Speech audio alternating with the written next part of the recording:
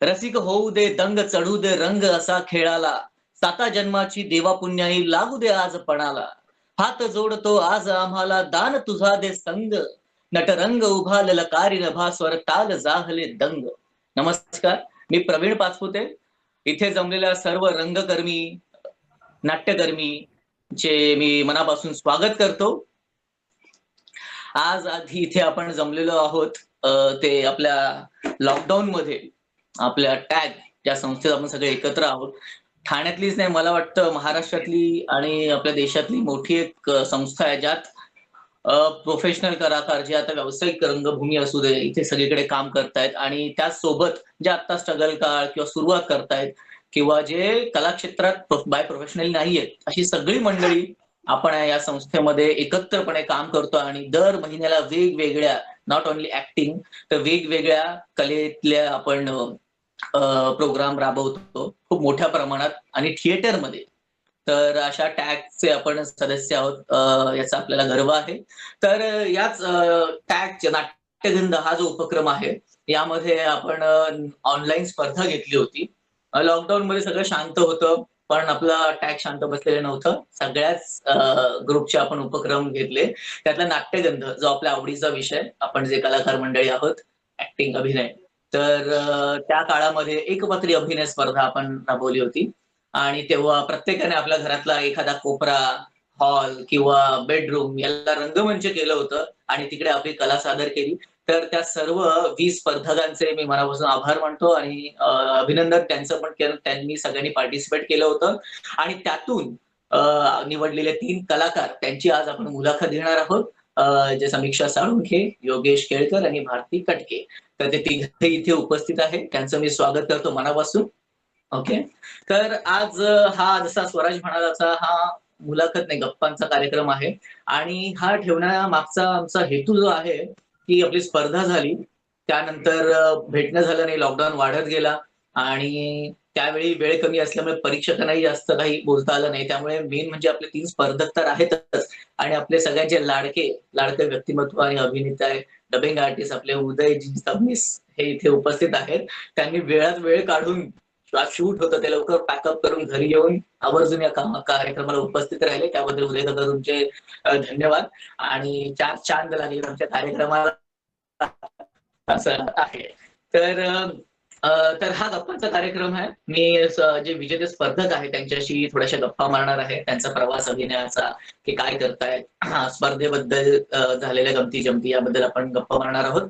आणि नंतर परीक्षक आपले उदय काका होते आणि हेमंत सर होते. हेमंत सरांना खूप इच्छा होती येण्याची पण ते गावी असल्या कारणामुळे त्यांना नेटवर्क नाहीये, काही कामांमध्ये बिझी असल्यामुळे ते आज येऊ शकले नाही आपल्या ऑनलाईन मुलाखतीमध्ये.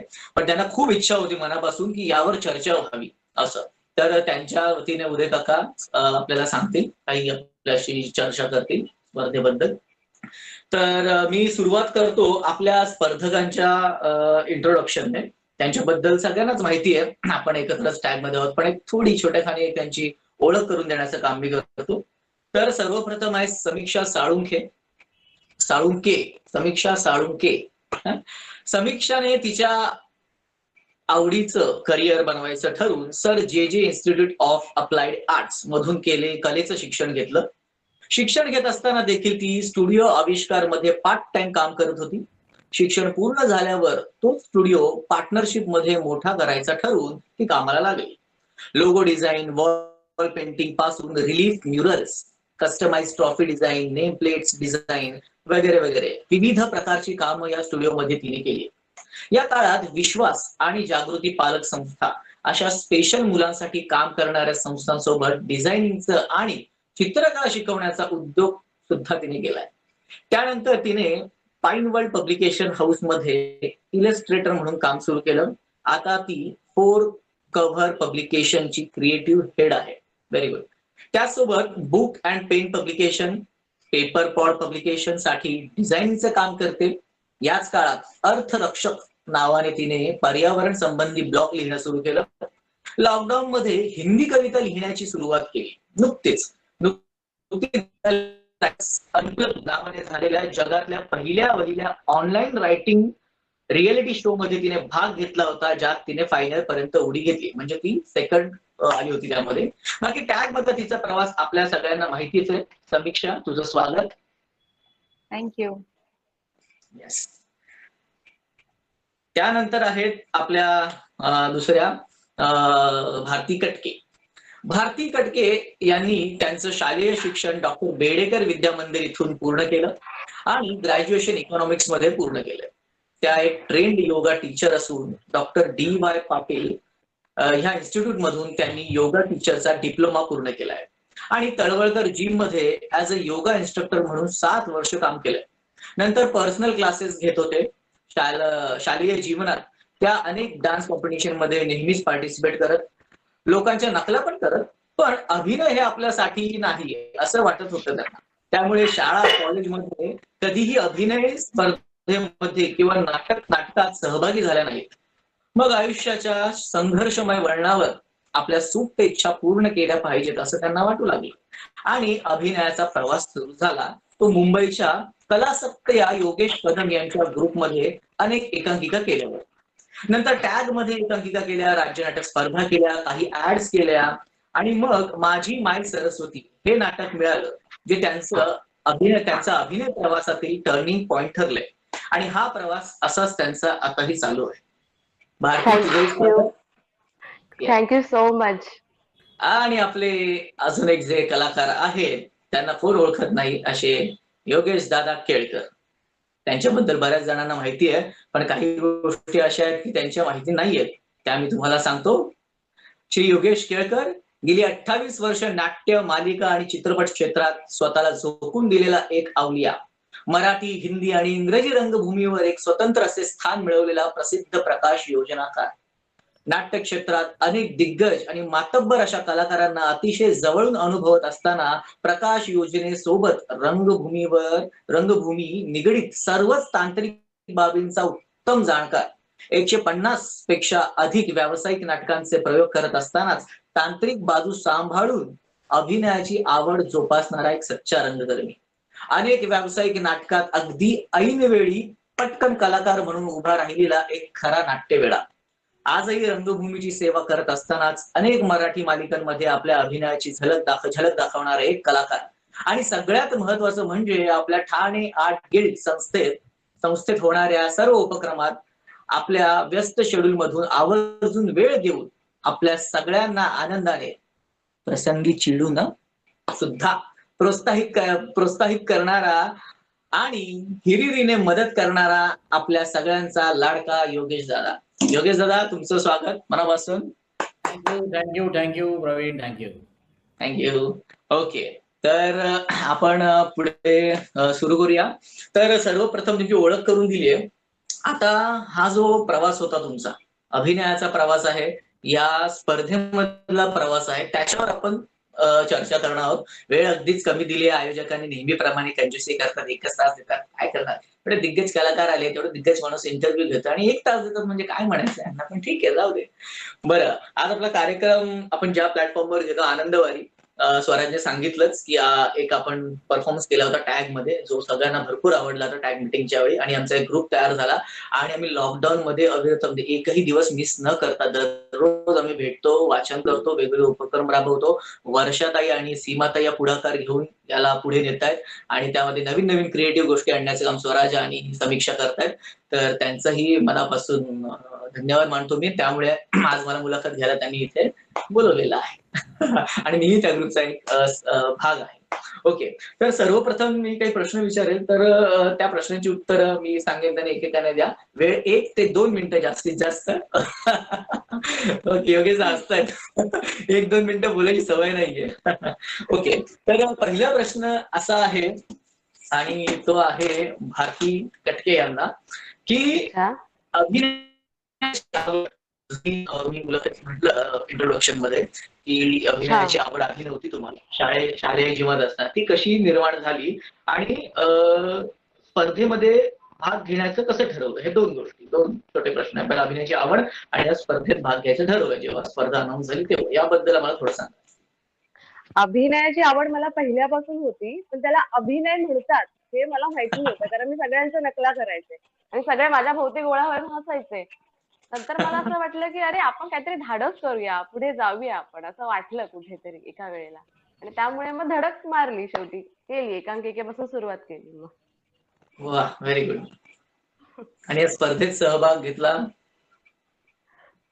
स्पर्धेत सहभाग घेतला ऍक्च्युली मी घेणार नव्हते, पण आनंदवारीच्या कट्ट्यावरचे जे आहेत आमचे त्यांनी खूप प्रोत्साहन दिलं आणि त्यामुळे मी सहभाग घेतला. खरं तर मी टॅगचे खूप खूप मनापासून आभार मानते, की इतका सुंदर रंगमंच, एक व्यासपीठ, एक नवीन कलाकारांना त्यांनी उपलब्ध करून दिलंय.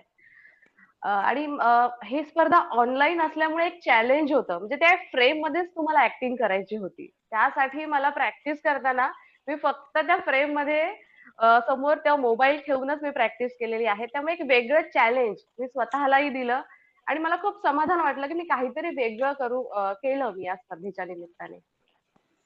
Very good. थँक्यू. हां. आता मी योगेश दादांकडे वळेन. योगेश दा, बोल ना. हा, हेच की अभिनयाची आवड कशी निर्माण झाली आणि कधी सुरुवात झाली? स्पर्धेच्या बद्दल आपण नंतर बोलूया शेवटच्या प्रश्नाच्या. आता अभिनयाबद्दल, अभिनयाची आवड कशी निर्माण झाली आणि कधीपासून कशी सुरुवात झाली याची? त्याच्या मला अभिनयाची आवड कधीच नव्हती. अभिनयाला मी तुमची आवड होती? मी पहिल्यापासून तंत्रज्ञ म्हणूनच शिरलो. 1993 सालापासून ज्यावेळेला इंटर कॉलेज कॉम्पिटिशन्स करायला लागलो, हा. तेव्हापासनं म्हणजे अगदी सुरुवातीला सगळ्यात पहिलं मी रंगमंचावर पाऊल ठेवलं ते अभिनेता म्हणूनच ठेवलं होतं. ओके. पण त्यावेळेला माझ्याबरोबर जे माझे को आर्टिस्ट जे आज खूप दिग्गज मोठे आर्टिस्ट झालेले आहेत. आशिष कुलकर्णी होता माझ्याबरोबर, पराग बेडेकर, अभिजित चव्हाण, अरे वा. संतोष जुळकर हे माझ्याबरोबर को आर्टिस्ट होते त्यावेळेला. पण तेव्हा मला जाणवलं की यांच्या तुलनेमध्ये आपण काही त्या लेवलला पोहोचणार नाही आहोत. आणि त्याच वेळेला रंगांचं आकर्षण वाटलं फार. आणि त्याच्यामुळे मग मी प्रकाश योजनेकडे वळलो. आणि गेली 28-29 वर्ष मी प्रकाश योजनाकार आहे. पण अभिनयाची आवड आपोआप निर्माण झाली. कारण जेव्हा व्यावसायिक नाटकं करायला लागलो, नाटकांचे प्रयोग करायला लागलो, त्यावेळेला इतके दिग्गज कलाकार माझ्या समोर अभिनय करत होते की त्यांच्याकडनं बघूनच आपोआप कळायला लागलं की आपल्याला एक्झॅक्टली काय करायला हवं. आणि मग येस. त्याच्यातनं असेही प्रसंग घडले बरेच वेळा व्यावसायिक नाटकांमध्ये की अगदी आयत्या वेळेला ऐन वेळेला सुद्धा उभं राहायला लागलेलं आहे की नाटकाचा मॅनेजर म्हणालेला आहे की मी लाइटिंग वरती बसतो, तू स्टेजवरती जा, आता ती अरे गरज वा. आहे. म्हणून मी अनेक वेळा तसे सुरुवातीला प्रयोग केले. आणि मग त्याच्यानंतर व्यावसायिक नाटकांमध्ये सुद्धा काही वेळेला अगदी मेन कास्टिंग सुद्धा झालं होतं. पण तंत्रज्ञ म्हणून काम करायचं आहे, एका वेळेला 6-6, 8-8 नाटकं करता येऊ शकतात, म्हणून मी व्यावसायिक नाटकाकडे त्यावेळेला वळलो नव्हतो. अजूनही मी कधीही व्यावसायिक नाटक करण्याच्या इच्छेत कधीच नाहीये, कारण मी अडकून बसणार त्याच्यामध्ये. ऍट अ टाइम मला जी 8 कामं करता येतात ती लगेच कामं कमी होती. आपण मालिकांमध्ये मात्र खूप ऍक्सिडेंटली माझी एंट्री झाली. म्हणजे तंत्रज्ञ म्हणून काम करत असतानाच जे माझी मित्रमंडळी आज खूप वरच्या लेवलवरती जाऊन पोहोचलेले आहेत या क्षेत्रामध्ये, त्यांच्यापैकी एकाने मला सांगितलं की चल ना 2 दिवस काय करतोयस दादा? म्हटलं काहीच नाही करत आहे. तर एक आहे थोडासा भाग आहे एपिसोडचा, एक चंक आहे, त्याच्यात करशील का? आणि मी केलं 4 वर्षापूर्वी आणि तिथून मग आता सुरू झालोय. बघूया आता प्रवास कुठपर्यंत सुरू जातं. झाला. Yes, yes. आणि आम्ही आता पाहतोय तुम्हाला कंटिन्यू टीव्हीवर. आधी 1-2 दिवसाचं आता रेग्युलर बघतोय तुम्हाला. सवय झालीये. येस. आणि अनुभव आम्हाला आलेला आहे. बाहेर आम्ही जेव्हा फिरतो तुमच्यासोबत तेव्हा सेल्फी करतात. तेव्हा मग कळतं किती आमच्याकडे, म्हणजे आम्ही मालिका बघत नाही ती एवढी किंवा आम्ही टीव्ही जास्त, पण लोक किती ती मालिका पाहताय त्याचा अनुभव आम्हाला आलेला आहे बाहेर तुमच्यासोबत फिरताना. हो, पण मालिका जरी तुम्हाला ओळख निर्माण करून देत असेल तरी माझं खरं प्रेम पूर्णपणे स्टेजवरती आहे. येस. मालिका ही ओळख करून देते तुम्हाला आणि बरोबर. पैसे मिळवून देते, पण जर खरा कलाकार असेल तर तो स्टेजवरतीच प्रेम करतो. आणि माझं येस. अजूनही स्टेजवरती प्रेम आहे आणि ते तसंच कायम राहणार आयुष्यभर. Very nice. थँक्यू योगेशदा. समीक्षाकडे वळेन मी आता. समीक्षा, तुझा अभिनयाची आवड आणि अभिनयाचा प्रवास त्याबद्दल थोडंसं सांग. अभिनयाची आवड म्हणशील तर असं काय अभिनयाची as such नव्हती. मला फक्त स्टेजवर यायला आवडायचं. माझी सॉलिड फाटायची, पण मला यायला आवडायचं. पण आणि झालं असं की शाळांमध्येच वगैरे स्नेहसंमेलनात मोस्टली मला आजीचं काम मिळायचं. I don't know why. आजीचं काम असायचं. हा. आणि मला छान मेकअप वगैरे करून द्यायचे तेव्हा. आणि काही वेळ त्या निमित्ताने मी मेकअप सुद्धा शिकली होती, पण आवडलं कधीच नाही मेकअप करायला. म्हणजे असं व्हायचं की आमच्या शाळेमध्ये ना एक हे असायचं, छंद वर्ग असायचा उन्हाळ्याच्या सुट्टीमध्ये. तेव्हा 2 ऑप्शन्स होत्या माझ्याकडे की एक तर ऍक्टिंगचा वर्कशॉप करू किंवा लेझिमचा. आणि फक्त ओके. मेकअप करायचा कंटाळा म्हणून मी लेझिमच्या ह्याच्यात जायची नेहमी. वा. तर तसं होतं साधारण. मी एवढी आवड असंच नव्हती, फक्त मला आवडायचं स्टेजवर जे एक हे मिळतं, एक छान सेलिब्रिटी वाला फिलिंग मिळतं, आपल्यासाठी लोक टाळ्या वाजवतात, ते खूप आवडायचं. पण त्याच्या पुढे ते निघून गेलं होतं, काय ते शाळेनंतर कुठे राहिलं नाही. आणि तसंच आहे, ऍक्टिंग बघायला आवडते, बघून इम्प्रेस व्हायला पण आवडतं. स्वतः वा. करून कोण इम्प्रेस झालं तर मग मला आय डोंट नो, मला अजून त्याच्यावर रिएक्ट नाही करता येते. Yes. हे महत्वाचं, सेलिब्रिटी जे असं वाटतं फिलिंग, ते महत्वाचं स्टेजवर गेलं त्यासाठी सगळं. Very good, very nice. Thank you Samiksha. Thank you. Okay. दुसरा प्रश्न माझा असा आहे, समीक्षा तुलाच, की तुझा नाट्यप्रवेश निवडला होता, तोच नाट्यप्रवेश का निवडला? आणि तो नाट्यप्रवेश होता का? आणि दुसरी गोष्ट, दुसरा काही बी प्लॅन होता का? दुसरा कोणता प्रवेश तू निवडणार होतीस वगैरे? त्याबद्दल आम्हाला ऐकायला आवडेल. सगळ्यात पहिले तर ह्याच्यामध्ये पार्ट घ्यायचं कारण हेच होतं की कारण आपल्या ग्रुपमधल्या सगळ्यांनी ह्याच्यात पार्ट घ्यावं असं. मला काहीच असं पटकन ऐकून असं वाटलं नव्हतं की हा बाबा या स्पर्धेत मी भाग घ्यावा. पण म्हटलं चला सगळेजण करतायत, म्हणजे मी केलं तर सगळे करतायत ना, मग मी घेते पार्ट याच्यामध्ये. आणि एकदा घेतल्यानंतर मग ते आपल्याला ना दिग्गजांशी कम्पेअर करण्याची हिंमत नाही बाबा आपल्यामध्ये. मग मी म्हटलं मी माझं लिहीन, काहीतरी ओरिजिनल करेन, काही का असे ना, कसं का असे ना, पण मी माझं करेन असं ठरवलेलं. आणि स्वराजची आपल्याशी गप्पा मारता मारता सुचलं थोडस, एक स्टार्टिंग सुचली, मग पुढचं रचत गेली त्याच्यावर. आणि तो एक त्याच्यामध्ये मला एक खूप छान हे वाटलं की काहीतरी नवीन निघालं, काहीतरी क्रिएटिव्ह निघालं, हाच एक आनंद होता त्याच्यामध्ये.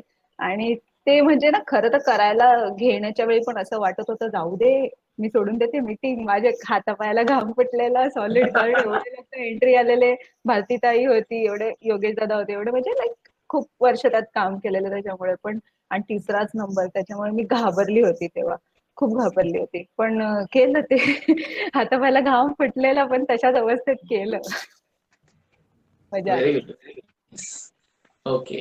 आणि प्लॅन बी काहीच नव्हता, हेच होतं, जे होतं हेच होतं. हेच करायचं. ओके, ठरवलंच होतं. ओके. योगेश दा, तुम्ही सांगा याबद्दल, तुम्ही तोच नाट्यप्रवेश का निवडला? आणि त्या व्यतिरिक्त काही तुमचा प्लॅन बी होता का?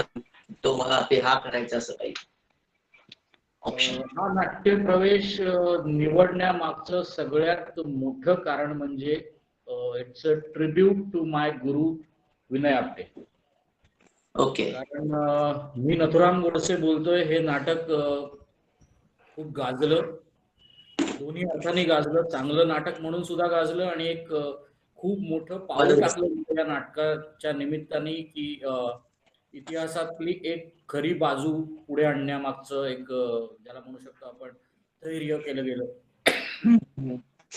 या नाटकाच्या पहिल्या वाचनापासून ते त्याच्या जवळपास 650 प्रयोगापर्यंत मी याचा साथीदार होतो. त्याच्यानंतर मी ते नाटक सोडलं होतं माझ्या बाकीच्या कामांमुळे. आणि मी ज्यांना देव मानतो, म्हणजे खरं तर मी गणपतीपेक्षा सुद्धा किंवा इतर देवांपेक्षा सुद्धा विनय काकालाच नेहमी मानत आलेलो आहे. कारण एक चालती फिरती शाळा आपण म्हणू शकतो.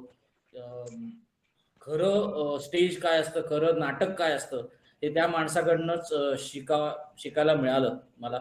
माझं खूप मोठं भाग्य आहे की मी खूप काळ विनय काकाबरोबर घालवू शकलो, अनेक नाटकांचे प्रयोग विनय काकांबरोबर मी करू शकलो. त्यातलंच हे एक नाटक होतं. आणि ज्या वेळेला त्याच्या रिहर्सल्स चालू होत्या किंवा प्रयोगांच्या दरम्यान सुद्धा मला कायम असं वाटत राहिलं होतं की एकदा तरी हे काहीतरी करायला मिळावं. म्हणजे असं झालेलं आहे की एका प्रयोगामध्ये मी अतुल अभ्यंकर म्हणून आमचे कलाकार होते, ते येऊ शकले नव्हते पुण्याच्या दौऱ्यामध्ये. त्यावेळेला मी ते जे 3 रोल करायचे ते मी केले होते भरतनाट्य मंदिरमध्ये एका प्रयोगाला. पण खास करून मला नथुराम हे जे त्यातलं कॅरेक्टर आहे हे करण्याची खूप इच्छा होती. आणि स्पष्टपणे सांगायचं झालं तर मोनो ऍक्टिंगचा माझा पहिला अनुभव होता. मी याच्या आधी कधीही मोनो ऍक्टिंग केलेली नाही आणि पुढे जाऊन करीन असं मला वाटत नाही. पण केवळ आपल्या टॅगची स्पर्धा डिक्लेअर झाली आणि जेव्हा लक्षात आलं की अजूनही जागा आहे, म्हणजे खरं तर नवीन कलाकारांना संधी देण्यासाठी म्हणून हा सगळा आमचा प्रस्ताव होता. बरोबर. हो. मला कळलं की अजूनही जागा आहे, अजून करू शकतो आपण. त्यावेळेला मी ऍडमिनना आपल्या विचारलं, महेश सरांना, की मी करू का? मला खूप स्वतःला इच्छा आहे, म्हणजे मला करायचंय म्हणून मला करायचंय, स्पर्धा म्हणून नाही, पण मला येस. स्वतःला एकदा तरी ते करून बघायचंय. आणि म्हणून मी ते करून बघितलं. खूप चॅलेंजिंग आहेच मुळात ते कॅरेक्टर. म्हणजे मी येस, स्टेजवरती खूपच. ज्यावेळेला लाइटिंग करून मोकळा झालेला असायचो थोडा वेळ, त्यावेळेला एकदा तर असं झालेलं आहे की भरतनाट्य मंदिरला मी त्याचं जे सुरुवातीचं 27 मिनिटाचं जे स्वगत आहे नथुराम गोडसेचं, ते मी सगळं माझं काम झाल्यानंतर मी करत होतो. आणि शरद पोंक्षे ज्यांनी ही भूमिका अजरामर करून ठेवली, ते समोर बसून बघत होते. त्यावेळेला त्याला मला शरद दादा म्हणाले होते की वा योगेश, खूप छान करतोयस. म्हटलं अरे तुला इतके प्रयोग बघतोय, समोर बसून ऑपरेट करत असताना बघतोय, तालमीपासून सगळं बघत आलोय, अख्खा नथुराम घडताना बघितलाय. सो तो करण्याची इच्छा होती आणि म्हणूनच मी तो केला. अर्थात प्लॅन बी पण होता, कारण म्हटलं की जर कोणी नेमका हेच पात्र निवडलेलं असेल स्पर्धेमध्ये, तर मला ते करता येणार नाही. प्रथम प्राधान्य नेहमीच मी दुसऱ्या कोणाला तरी देणार जो नवोदित आहे. आणि कुठल्या तरी एका स्पर्धेमध्ये मागे भूषण गायकवाडनी करण्याचा प्रयत्न केला होता. त्यावेळेला मला असं वाटलं की भूषण आपल्या या स्पर्धेमध्ये उतरेल आणि तो तेच करेल. त्याच्यामुळे प्लॅन बी करून ठेवला होता. नकळतं सारे घडले हे सुद्धा माझं अत्यंत आवडतं नाटक होतं. त्याच्यामधलं जे मामाचं कॅरेक्टर विक्रम गोखलेंनी केलं, त्यांचं एक स्वगत आहे नाटकाच्या शेवटी. ते मी करून ठेवलं होतं, नाही असं नाही, पण ते खूप जास्त मला पाठांतर वगैरे करायला लागलं असतं आणि मला तेवढा वेळ नव्हता. नथुराम गोडसे हे नाटक माझ्या इथे आहे, आतमध्ये आहे. त्याच्यामुळे मला आत्ता जरी सांगितलं तरी मी अख्खच्या अख्खं नाटक बोलू शकतो. इतकं ते पूर्णपणे पाठ आहे. म्हणजे पहिल्यापासून ते शेवटपर्यंत मी सगळी वाक्य मला पाठ असल्यामुळे ते मला पाठांतर ऍज करावं लागलं नाही. हा फक्त एक झालं त्याच्यामध्ये, आपण जेव्हा सादरीकरण करत होतो त्यावेळेला, की एकतर ऑनलाईन आपण करत होतो, ते चॅलेंजिंग होतं खूप, की त्या तेवढ्याच फ्रेम मध्ये करायचं होतं मला. आणि दुसरी गोष्ट म्हणजे जो पीस मी निवडला होता त्याच्यातला, हा नाटकातला दुसरा प्रवेश आहे, ज्याच्यामध्ये नाना आपटे आणि नथुराम गोडसे यांच्यात जी चर्चा होते, हा सीन आहे. आणि त्याच्यामधलं जे मी निवडलं ते आपल्या वेळेत बसवण्यासाठी माझी फारच ओढाताण झालेली खरं तर. कारण ते मुळात तो सीन जवळपास 25 मिनिटांचा आहे. सीन आहे तो जवळपास 25 मिनिटांचा सीन आहे. आणि त्याच्यातलं निवडून म्हणजे त्याचा सुरुवात, मध्य आणि शेवट हे गाठण्यासाठी म्हणून मी त्या अख्ख्या सीन मधलं जे महत्वाचे मला वाटले तेवढे भाग घेऊन मी ती काय आपली मिनिटं होती तिथपर्यंत जाऊन पोहोचलो होतो. मग ते थोडासा वरतीच गेलो असेल, एक्सेस गेलो असेल कदाचित. पण मला स्वतःला खूप समाधान मिळालं याच्यातनं. बक्षीस मिळावं ही अपेक्षा अजिबात नाही. पण मला स्वतःला समाधान हवं होतं की मला कधीतरी एकदा नथुराम साकारायचा आहे, जो मी साकार. Very good. मी त्या प्रश्नाकडे येणारच आहे, चॅलेंजेस बद्दलच्या. आणि योगेश, तुम्ही म्हणालात दोन्ही उत्तरांमध्ये की बघून शिकणं ही प्रोसेस खूप छान आहे, अनुभवलेली आहे. तर त्यात खूप शिकायला, आणि आपण एक बाजूला बसून फक्त बघत असतो, शिकण्याची प्रोसेस करत असतो, असं आहे. तर ते खूप छान आहे. Very good, very nice. आणि विनय आपट्यांबद्दल मी खूप ऐकलेलं आहे. जसं तुम्ही सांगितलं तसं बऱ्याच जणांकडून ऐकलं. मला काम करण्याची त्यांच्यावर संधी नाही मिळाली किंवा असं त्यांचं काम बघण्याची, नाटकाचं डिरेक्शन वगैरे, पण मी खूप जणांकडून हे ऐकलेलं आहे. थँक्यू योगेश. भारती, येस, बोला. बोल तू. हा कोण नाट्यप्रवेश जो निवडला होता, मी पाहिला होता, तोच का निवडला, आणि किंवा त्या व्यतिरिक्त काही तुझ्याकडे होतं का, ते काय होतं? हो, ऍक्च्युली मी खरं प्रामाणिकपणे सांगते की करणार की नाही ह्याच्यामध्येच फार वेळ गेला. शेवटी ठरलं आता करायचं आहे आपल्याला. तो फारच कमी वेळ होता, पण करायचं तर काहीतरी चॅलेंजिंग करायचं. भलेही आपल्याला बक्षीस नाही मिळालं तरी चालेल, आपण तोंडावर आपटलो तरी चालेल, माती खाल्ली असं म्हटलं तरी चालेल, पण काहीतरी वेगळं जे स्वतःलाही चॅलेंजिंग वाटलं पाहिजे. मग सखाराम बाईंडर हे नाटक मी आधी पाहिलं होतं. त्यातली चंपा तर तुफान आहे, पण जी लक्ष्मी आहे, म्हणजे ती समोरून तुम्हाला खूप सालस, सोज्वळ वाटते. पण तिच्या परिस्थितीमुळे जो एक विकृतपणा तिच्यामध्ये आलेला आहे ना, तो दाखवण्यात मला खूप चॅलेंजिंग वाटलं आणि मजा वाटली. म्हणून मी हा नाट्यप्रवेश निवडला असं मला वाटतं. आणि मुख्यतः एक सांगायची गोष्ट म्हणजे एक तर आपल्याला 5 मिनिटं दिली होती आणि ह्या नाटकामध्ये म्हणजे इतकं काही मोनोलॉग असं काही नाहीये. त्यामुळे ते सगळं नाटक पाहून तो 3 मिनिटाचा मोनोलॉग मी जुळवाजुळव करून ते सादर करण्याचा प्रयत्न केला. ॲक्चुअली शिवधनुष्यच आहे ते. केलं. मला काही म्हणजे पण मी प्रयत्न केला यात मला खूप समाधान आहे. समाधान आहे. Very good, very nice. हो. खरंच आहे, जुन्या नाटकांचे जे मीही भाग घेतला त्यावेळी जुनी नाटकं सगळी सर्च करत होतो. खरंच ते कठीण आहे. ती भाषा आणि ते सगळं जुळवाजुळव करणं आणि लोकांनी पाहिलेलं हो. असतं, त्यांनी नाव कमवलेलं असतं त्या नाटकांनी आणि आपण ते सादर करायचं खूप खरंच चॅलेंजिंग आहे ते. तर तू म्हणालीस काही झालं तरी मी करेन. चॅलेंजिंग करायला आवडतं. तसंच व्हेरी गुड. खूप छान. तर आता मी पुढच्या प्रश्नासाठी जाईन. योगेश तुमच्याकडे. पुढचा माझा असा प्रश्न आहे, जो तुम्ही थोडासा उल्लेख केला त्यामध्ये, की जी आता ऑनलाईन स्पर्धा घेतली, ती बऱ्याच जणांनी म्हणतो सगळ्यांसाठी ऑनलाईन एकत्रित स्पर्धा ही पहिल्यांदाच परफॉर्म सगळ्यांनी केली असावी. तर ती प्रोसेस कशी वाटली? दुसरी गोष्ट चॅलेंजेस बद्दल थोडे बोलत होतो तुम्ही. ते चॅलेंजेस कशा प्रकारचे आले? कारण खूप चॅलेंज आले असणार बऱ्याच जणांना. कारण कसं आहे, प्रॅक्टिस जरी केली ते 1-2 वेळा करतो आपण प्रॅक्टिस आणि ऑनलाईन जेव्हा स्पर्धा सुरू होते, त्यावेळी ती जे काय तारांबळ उडते, तर त्यातले काही आम्हाला किस्से सांगा योगेश. सगळ्यात महत्वाची गोष्ट म्हणजे मी कमिटी मेंबर सुद्धा आहे आणि ज्यावेळेला हा कमिटीमध्ये आमचं डिस्कशन झालं होतं की ऑनलाईन स्पर्धा घ्यायची, त्यावेळेला सगळ्यात महत्वाचे चॅलेंजेस हे 2 गटांनाच होते, जास्त नाट्यगंध आणि नृत्यगंध. कारण हो. या दोन्ही परफॉर्मिंग आर्ट्स आहेत. बाकीच्या कला हो. ह्या आपल्याला ऑनलाईन करता येण्यासारख्या होत्या. शो करू शकतो.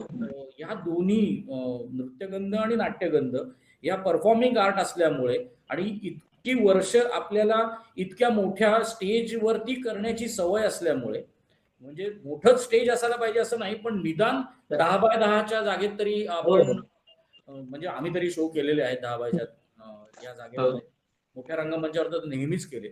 पण आपल्याला एका ब्लॉकमध्ये म्हणजे लिटरली ही मोनो ऍक्टिंग स्पर्धा हे आयोजन करण्यामागचं जे काही तांत्रिक सगळं जे काही विभाग सांभाळला श्रीरंग पेटावकर सर आणि महेश सरांनी आणि उदय सरांचा एवढा मोठा पाठिंबा आपल्या सगळ्यांनाच मिळाला. पण व्हेरी चॅलेंजिंग, कारण मला बरेच वेळा मी थोडंसं तांत्रिक विभागामध्ये बरंच काम केलेलं असल्यामुळे मला बऱ्याच पार्टिसिपेंटचे सुद्धा त्यावेळेला फोन आले होते की योगेश दादा आम्ही एक्झॅक्टली काय करायचं, कारण आम्ही फ्रेमिंग कसं करू, काय करू.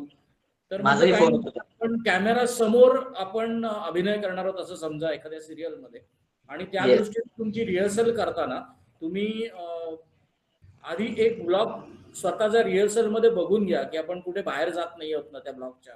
म्हणजे थोडक्यात स्टेजवरती आम्ही जसं म्हणतो की लाईटच्या बाहेर गेला रे हा, मग काय आता करायचं, तसं सेम तुम्ही फ्रेमच्या बाहेर आपण जसं मालिकांमध्ये किंवा चित्रपटांमध्ये काम करतो तशी ही झाली होती. सो ज्या काही जणांचं म्हणजे मी तर जवळपास सगळेच ऍक्ट बघितले, कारण मी स्वतः पार्टिसिपेंट असल्यामुळे आणि नाटकाचा वेडा असल्यामुळे मी सगळेच बघितले होते. एखाद दुसराच फक्त मिस झाला असेल माझ्या तयारीमध्ये, पण अदरवाईज मी बघितलं त्यावेळेला माझ्या लक्षात आलं की अनेक जणांनी रिहर्सलच केली नव्हती. आणि जे अत्यंत महत्वाचं होतं की तुम्हाला कॅमेरा रिहर्सल करणं, म्हणजे 1-2 जण खरंच फ्रेमच्या आउट झालेले होते, पुढे येऊन जास्त म्हणा किंवा जास्त मागे गेल्यामुळे डिफोकस झाले होते.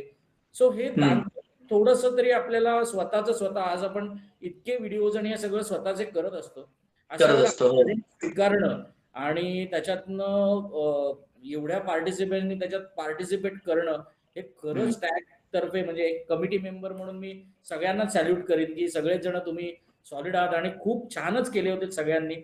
त्यामुळे सगळ्यांचेच आवडले होते रादर, की खूप सगळ्यांनी एकदम कडक परफॉर्मन्स केलेले होते.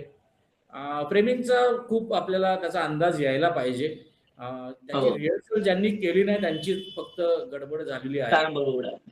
प्रॉब्लेम होऊ शकला नाही, कारण मला मुळात त्या माध्यमाचं ज्ञान असल्यामुळे मला तसा फारसा फरक पडला नाही. मी माझ्याच घरामध्ये एक रिहर्सल करून बघितली होती, कॅमेऱ्यावरती मी शूट केलं होतं अख्खाच्या अख्खा पीस, आणि त्याच्यामुळे मला कळलं होतं की, आणि तसं एका जागी उभं राहून करण्याचं होतं. त्याच्यामुळे मला असं वाटतं भविष्यामध्ये तुम्हा लोकांना जर अशी स्पर्धा करण्याची वेळ आली तर नक्की या गोष्टी रिहर्सल करा आणि शक्यतो असा एखादा नाट्यप्रवेश निवडा जसा भारतीने निवडला होता, जसा समीक्षाने निवडला होता, की एका जागी किंवा मी सुद्धा निवडलेला. तुम्ही बघितलं असेल तर माझी मुवमेंट फक्त एकदा मी आतमध्ये आलो आणि नंतर मी निघून गेलो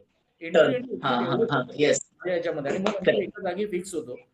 जे काय आहे ते सगळं आपल्या बोलण्यातून आणि आपल्या अभिनयातून जे समीक्षांनी तर फार म्हणजे समीक्षा त्या फ्रेमला. खरंच हॅट्स ऑफ आहे समीक्षाला, की समीक्षाने जो या तंत्राचा वापर केला तिच्या ऍक्ट मध्ये तो अफलातून. आणि अर्थातच त्याचं आपल्याला इथे दिसलेलं आहे चित्र, की तिला आपण सगळ्यांच्या वरचढ आपण पहिला नंबर दिलेला आहे तिला. खरंच दिसतच आहे प्रेक्षकांच्या निर्णयावर. भारती तू सुद्धा, कारण सखाराम बाइंडर मी सुद्धा बघितलं होतं. मी तोही एक तिसरा ऑप्शन ठेवला होता माझ्याकडे, की सखाराम त्याच्यातला करायचं का, म्हणून मी सखाराम. सयादादा पण माझा खूप चांगला मित्र आहे, सयादादाशी बोललो पण होतो मी. आणि मला त्यावेळेला मी बघितल्यानंतर जाणवलं होतं की दोन्ही कॅरेक्टर जबरदस्त आहेत, त्याच्यातलं जर कोणी केलं तर मजा येईल. आणि समीक्षा तू पण सुपर केलं होतंस, very nice. Thank you so much sir. Thank you. तर समीक्षा, आता मी तुला विचारेन, तू सांग, तुला ऑनलाईन एकपात्री स्पर्धा पहिल्यांदा केलीस का तू, आणि केली तर मग ते काय चॅलेंजेस आले तुला त्यावेळी, काय गमती झाल्या ते सांग. मुळात एकपात्री काहीच नाही केलंय आतापर्यंत. ऑनलाईन होतं हा माझ्यासाठी खूप मोठा ऍडव्हान्टेज होता बघायला गेलं तर. कारण पाठांतर काय 5 मिनिटांचं होतं, त्याचं काही टेन्शन नव्हतं. माझ्यासाठी सगळ्यात मोठं चॅलेंज होतं मोबाईल मध्ये मी दिसत असताना त्याच्या लेन्स कडे बघणं, जे मला नाही जमायचं. की इट वॉज लाईक की आपण आपल्या प्रेमात असतो ना, आपल्याला स्वतःला बघायला आवडतं कॅमेरामध्ये. त्याच्यामुळे त्या लेन्स कडे लक्ष देण्यासाठी स्वराजने, तुम्ही माझी खूप रिहर्सल करून घेतलेली तेव्हा. तर ते एक मोठं चॅलेंज होतं. ते नंतर आलं. सगळ्यात पहिलं चॅलेंज होतं की प्रवेश लिहायचा कसा, की जेणेकरून ते त्या फ्रेम मध्ये बसेल. त्या फ्रेमचा ऍडव्हान्टेज किती घेता येईल आपल्याला, किती घेता येऊ शकतो, कसा सेट करू शकतो. तर ही माझी नेहमीचीच प्लेस आहे. आणि इथेच असं काम करता करता माझ्या मैत्रिणीचा कॉल आला की मी तो असाच बाजूला ठेवून घेते. आणि त्याच्यामुळे मी म्हटलं, अरे म्हणजे ह्याच्यापेक्षा रिअलिस्टिक अजून काय असू शकतं. त्याच्यामुळे थोडंसं केलं मी तिथे माझं पेन स्टँड वगैरे ठेवण्याचं काम. थोडंसं त्याच्यात पण अडचणी होत होत्या. मला 2 हेडफोन्स बदलायचे होते, कारण मला ते सगळे दाखवायचे होते. इव्हन एक मला ग्लिच पण दाखवायचं होतं, की कसं आपण मध्येच बोलता बोलता एकदम कट होता आवाज आणि मग एकदम फास्ट फास्ट फास्ट फास्ट आपल्याला ऐकू येतं. ते मी ट्राय केलं पण ते तितकं एकदम इम्पॅक्टफुल जमत नव्हतं, सो ते कॅन्सल केलं. बरेच ड्राफ्ट झाले या लिखाणाचे, बरेच. पण प्रॅक्टिस केली पहिल्यांदा. म्हणजे असं प्रॅक्टिस करून काहीतरी केलं की घेतलं चॅलेंज तर करायचं. आणि ते ऍडव्हान्टेज घेणं आता आपल्या जनरेशनने नाही घेतलं तर मग कोण करणार ते असं आहे ना. आणि ते एकदम असं मस्त अशी डोक्यात अशी एकदम सुचलेली कल्पना होती. त्याच्यामुळे ते एक होतं चॅलेंज ऍज सच. मग लाईट कसा घ्यायचा, कारण लॅपटॉप आणि हे दोन्ही हे कसं करायचं, मॅनेज कसं करायचं. कारण लॅपटॉपचा पण लाईट यायचा, समोरनं वेगळे वेगळे लाईट्स असायचे, डोळ्याखाली अंधार यायचा वगैरे. या सगळ्या गोष्टी खूप बघायला लागलेल्या. आणि त्यात पण ऑफकोर्स खूप हेल्प झाली सगळ्यांचीच. आणि सेट वगैरे काय आपला ऑलरेडी सेटअप आहे, म्हणजे लाईक की आपल्याला आहे त्या मटेरियल मध्ये, म्हणजे 0 बजेट मध्ये आपल्याला काय करता येईल हेच आपण या स्पर्धांमध्ये करत आहोत. आणि तेच केलं. आणि ऍक्च्युली ना हे स्टेज असं होतं की तुम्ही टीव्ही परफॉर्म, लाईक सिरियल मध्ये परफॉर्म करताय. हे नाटक नव्हतंच, कारण इथे स्टेजच नव्हतं. तुम्हाला ऑडियन्स ऑनलाईनच होता आणि तो तुम्हाला दिसेलच अशी पण शक्यता नव्हती. लाईक नाटकात पण जसं समोर अंधार असतो तसंच होतं हे पण. समोर सगळाच अंधार होता, कोण आहे काय आहे काही माहिती.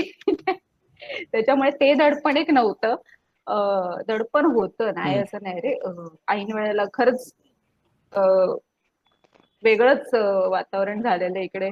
आणि एक त्याच्यामध्ये मी एक पंच टाकलेला की माझ्या त्या लघुलेख स्पर्धेमध्ये जो हे आला, पहिला नंबर आलेला, ते मला ऍड करायचं. आणि त्याच दिवशी मास्क पेंटिंगचा पण रिझल्ट लागलेला आणि ते मला ऍड करायचं होतं त्याच्यात, की अरे मास्क पेंटिंग मध्ये पण. आणि माझी आई माझ्या समोर येऊन इथे बोलतीये, अगं ते बोल. आणि मी इथे म्हटलं बघते तर आहे, पण इथे डोळे हलवून कसं चालेल. आणि असं असं सगळं चाललं. अभिनय करायचं नाही रिअलिस्टिक. अरे हो, पण त्यावेळेला कसं सुचणार, हे ना लाईक हे ना मुरलेले नट हे सगळं करू शकतात. मला इथे आधीच फापरलेली सगळी. आणि त्याच्यामध्ये म्हणजे अगदी खरं सांगायचं तर ऍडव्हान्टेज किती घ्यावा आपल्या टेक्नॉलॉजीचा की लॅपटॉपवर मी जे काम करण्याचं नाटक करत होती त्याच्यामध्ये बाजूला स्क्रिप्ट पण ठेवली होती की मध्येच काही चुकलं बिकलं. नशिबाने ती वेळ नाही आली माझ्यावर. त्याच्यामुळे डोळे असे फिरलेले वगैरे दिसले नाही, कारण लेन्स मध्ये ते सगळं पकडलं जातं ना, की डोळे कुठे फिरतायत, ती येस. कुणाकडे बघते, काय होतंय वगैरे वगैरे. मस्त. पण ते सेटअप बिटअप करून 1000 वेळा तो करून ठेवायचा. हेडफोन तिथे बरोबर लावून ठेवायचा, ऐन वेळेला टँगल नाही झालं पाहिजे, 5 मिनिटाच्या वर नाही गेला पाहिजे उगाचच वगैरे वगैरे. आणि हो, ते झालेलं एक तरी पण महत्वाचं मध्ये होतं. थोडंसं टीचर. पण ते सगळं ना प्रवेश असा होता की ते सगळं चालून गेलं. त्याच्यामुळे सगळं रायटिंग मध्ये ते एक डोकं लावायचं काम केलेलं मी बस. वा वा, व्हेरी गुड. म्हणून तू क्रिएटिव्ह हेड आहेस. तर अशा क्रिएटिव्ह गोष्टी तुला जमतात आणि वेगळ्या प्रकारचं थिंकिंग करते तू. त्यामुळे असं प्रकारचं थिंकिंग करू शकलो. नाही तर आम्ही कोणी करू शकलो नसतो. अरे असं कुठे एकपात्री अभिनय होऊ शकतो. आणि ते तू हा. केलास आणि तुझा नंबर काढलास. Very good, very thank you nice. Thank you. Thank you Samiksha. Bharati, तुझा काय अनुभव आहे ऑनलाईन हो, माझा ची पण डेव्हलप अनुभव टाईम? फारच भन्नाट होता. म्हणजे खरंच फ्रेम मध्ये काम कसं करायचं, मी म्हटलं त्या लॉकडाऊन मध्ये आम्हाला टॅगने शिकवलं. प्रत्येक ऑनलाईन स्पर्धेमध्ये त्या फ्रेम मध्ये राहून तुम्हाला परफॉर्म करायचं होतं. योगेश दादा म्हटलं तसे, की मी सुद्धा असा नाट्यप्रवेश निवडला जो तिथल्या तिथे बसून करता येईल, जेणेकरून काही फसलं जाणार नाही. आणि मी जेव्हा जेव्हा प्रॅक्टिस केली ती समोर मोबाईल ठेवूनच प्रॅक्टिस केलेली आहे. त्या फ्रेममध्ये बसूनच मी प्रॅक्टिस केली आहे. मी प्रॅक्टिस खूप केली. यासाठी माझ्या घरच्यांची, माझ्या आईची, माझ्या भावाची फार मदत झाली. माझा भाऊ एका रूम मधून दुसऱ्या रूम मध्ये मला Googleवर लिंक पाठवायचा आणि नंतर त्या लिंकवर बसून मी त्या फ्रेममध्येच प्रॅक्टिस केलेली आहे. त्यामुळे असं मला वाटतं, की तो प्रयत्न माझा सफल झाला असेल कदाचित. नेपथ्याच्या बाबतीत मला लास्ट मोमेंटला म्हणजे लास्टच्या परफॉर्मन्स सुरू व्हायच्या आधी 10 ते 15 मिनिटं आधी माझा भाऊ म्हणाला, की "आपण हे करून पाहूया का? ह्या साड्या अशा लावून पाहूया का?" म्हटलं, "हो, ग्रेट करून पाहूया." आणि बाजूलाच किचनमध्ये एक पितळेची कळशी होती, जी त्याने तिथे आणून ठेवली. त्यामुळे वा. हा एक मी एकपात्री न समजता इथे एक असं होतं, की नाट्यप्रवेश तुम्हाला सादर करायचा आहे. तर मी विचार केला, की अरे नाट्यप्रवेश करायचा तर आपण फील देऊ शकतो का रंगभूमीचा इथे? तर त्यानुसार मी थोडासा प्रयत्न केला, की थोडंसं नेपथ्य, एक स्लाइटली म्युझिक सुद्धा मी सोडलं होतं. ते माहीत नाही कोणापर्यंत पोहोचलं आहे की नाही. पण तो मी प्रयत्न केला जेणेकरून मला सुद्धा तो एक फील येईल असा. आणि खूप मजा आली खरंच त्या फ्रेममध्ये राहून करायला म्हणजे एक नवीन चॅलेंज आणि खूप शिकायला मिळालं. Very nice. खरंच ऑनलाईन करताना बघितलं होतं स्पर्धा चालू असताना कशी हे होती. बऱ्याच जणांचं सुरुवातीला स्पर्धा सुरू होण्याच्या आधी खटावकरदा, महेशदा ते रिहर्सल घेत होते, सेट करत होते कॅमेरा. त्यावेळी किती जणांची काही जण तर आपण बरेच जण म्हणजे यंग लोक नेहमी वापरतो, थोडेसे युज टू असतो. पण काही लोक पहिल्यांदाच ते गुगल मीट आणि हे युज करत होते आणि मग त्यात त्यांनी केलं म्हणजे खूपच ग्रेट म्हणजे. आणि मजा आली त्यावेळी म्हणजे ऑनलाईन ही संकल्पनाच कमिटीने विचार केला की नाही हे करूया. तिथेच सगळं हे झालं. कारण आपण नसतं विचार केला ऑनलाईन कुठे हे करणार. सगळ्या स्पर्धा ऑनलाईन केल्या आणि त्या सक्सेसफुली पार पडल्या. त्यामुळे कमिटीचा आभार. ओके. तर मी एक शेवटचा प्रश्न विचारतो तुम्हाला की आता की आम्हाला आता आवडेल तुमच्या आत्ताच्या प्रवासाबद्दल, नॉट ओन्ली अभिनय. तुमचा आत्ताचा सध्या तुम्ही काय करताय? काय तुमचा प्रवास आहे? काय चालू आहे? वेगळं काय आहे जे आम्हाला माहित नाहीये? असं तुमचं काय चालू आहे? त्याबद्दल मला ऐकून घ्यायला आवडेल. तर समीक्षा, तू सांग. वेगळं आता सांगायचं झालं तर रायटिंग नवीन चालू आहे. हे कळलं एवढ्या सगळ्या प्रवासात टॅगचे जेवढ्या पण स्पर्धा झाल्या त्याच्यामध्ये एवढं कळून चुकलं की लिहिणं जमतंय आपल्याला थोडंफार. त्याच्यामुळे त्याच्यामध्ये थोडं आणखी एक स्टेप पुढे जायचं ट्राय करतेय मी. आता जी तू उल्लेख पण केलास त्या स्पर्धेचा, एक हिंदी रायटिंग कॉम्पिटिशन मध्ये पार्ट घेतला येस, होता. येस. हो, हो, हो. त्याच्यामध्ये खूप खूप छान. चॅलेंजिंग, खूप वेगळी चॅलेंजेस होती रे, खूपच वेगळी हिंदीमध्ये चॅलेंजेस. होतं महत्वाचं म्हणजे. हो, हिंदीमध्ये होतं. त्याच्यामुळे झालं असं की खूप वाचावं लागलं आणि मग जसं वाचत गेले तर तसं वाटलं की यार लिहिण्यासारखं खूप आहे जगामध्ये आणि विषय केवढे आहेत. तर असं झालंय की त्या कॉम्पिटिशन मधली जी माणसं जोडली गेली ती एवढी एन्करेज करतात की त्याच्यामुळे म्हणजे तिथे आता मला रनरअप असण्याचा एक फायदा आहे की ते मला एक वीकली किंवा फोर्टनाईटला एक म्हणजे 15 दिवसाला एक असा शो द्यायला तयार आहेत त्यांच्या चॅनलच्या अंडर. तर वा. त्याबद्दल काहीतरी चालू आहे लिहिणं आणि इवन आपल्याच आनंदवारीच्या चॅनलवरून आपल्याला एक पॉडकास्ट चालू करायचा मी विचार करते, तर त्याच्यासाठी रायटिंग चालू आहे. सगळ्यांनाच लावलंय मी कामाला, पण तर ते सध्या चालू आहे रायटिंग रिलेटेड. आणि इलस्ट्रेशन, चित्र, हे डिझायनिंगचं काम सतत, ते आपली रोजीरोटी आणि तेच पॅशन आहे, त्याच्यामुळे ते काही काम असं काम नसतं. पण बाकी आपलं आपलेच आनंदवारीचे उद्योग सध्या नवीन नवीन नवीन चालू आहे. वा, व्हेरी गुड. आणि अजून एक सांगायला आवडेल मला की आता आपण पुढच्या रविवारसाठी 14 फेब्रुवारीसाठी एक मस्त इव्हेंट करतोय, तर त्याची पण स्क्रिप्ट आता लिहिली, म्हणजे त्याच्यात एवढा कॉन्फिडन्स दाखवला सगळ्यांनी, तर त्याची पण स्क्रिप्ट लिहायला मिळाली, तर ते खूप मजा आली रे करताना. मजा आहे ही रायटिंग करणं, आणि या सगळ्या गोष्टींचा विचार करून रायटिंग करणं हे आणखी जास्त चॅलेंजिंग असतं आणि मजेदार असतं. ऍक्च्युली मजा येते ते करा, आणि ते केल्यानंतर सक्सेसफुल होताना जेव्हा दिसतं ना, तेव्हा आणखी आनंद होतो. आणि जेव्हा पहिल्या क्रमांक येतो तेव्हा तर आनंद द्विगुणित होतो, है ना? अरे तुला सांगते, जेव्हा पहिला नंबर येणार हे डिक्लेअर झालं, मी त्या अपेक्षेतच नव्हती की हा रिझल्ट लागणार आहे आणि काय असेल. मी आपलं तुमच्या सगळ्यांची नावं डोक्यात घेऊन चाललेली की हा ह्या लोकांना मिळणार, ह्या लोकांना मिळणार, आणि मी गेलेली मस्त माळशेजला फिरायला. आणि नंतर जेव्हा मी रेंज मध्ये आले, माळशेजचा घाट उतरून, सगळ्यांचे फोन, बाबांचा फोन, आईचा फोन, तुमच्या सगळ्यांचा फोन, ग्रुपवर मेसेज, मला पहिलं वाटलं सगळे खेचतायत माझी. मग आता खरंच व्हिडिओ बघितला उद्या त्यानंतर, तेव्हा कळलं की अरे काय हे असं झालेलं मला. वा, म्हणजे सगळीकडे तुला सहभाग घ्यायला आवडतो आणि नंबर काढायला आवडतो, फक्त सहभाग नाही. नंबर काढायला आवडतं असं नाही रे, सहभाग घ्यायचा. आणि त्यांच्या पदांमुळे हे झालं की मी आता काय पण करू शकते, हा एक आत्मविश्वास आला की काय Confidence पण बोला. आता एक नृत्य सोडून ना, काय पण बोला, आपण सगळं करू शकतो. ते पण करून टाकते. नाही, तो प्रयत्न एकदा केला होता. माझ्या सरांनी मला लहान मुलांना डान्स शिकवण्याच्या ड्युटीवर लावलं त्यावेळेस. Very good. आणि तू जसं म्हणालीस लिखाण तू आता सुरू केलं, मला वाटत नाही तुझ्या लिखाणाकडे बघून, कारण मी आता ती स्क्रिप्ट पण पाहिली होती 14 फेब्रुवारीची. त्याआधी जे काय तू लिहिलंस, तू गंधाची को ऍडमिन झाली आहेस, त्यामुळे नवीन तू लिहिते असं कोण विश्वास ठेवणार नाही यावर. आणि तुझा पहिला लेख लिहिला होता ग्रंथाच्या स्पर्धेमध्ये, त्यात जे होतं ढांगा टाकून सरस्वतीला क्रॉस करून, ते जाम आवडलं होतं. म्हणजे ते असं कोणी लिहित नाही, तसं लिहिलंय की वेगळापणा तुझ्या लिखाणात होता. तसं आहे. ओके, थँक्यू समीक्षा. तुझ्या पुढच्या प्रवासाला साठी खूप खूप शुभेच्छा. थँक्यू. योगेश दादा,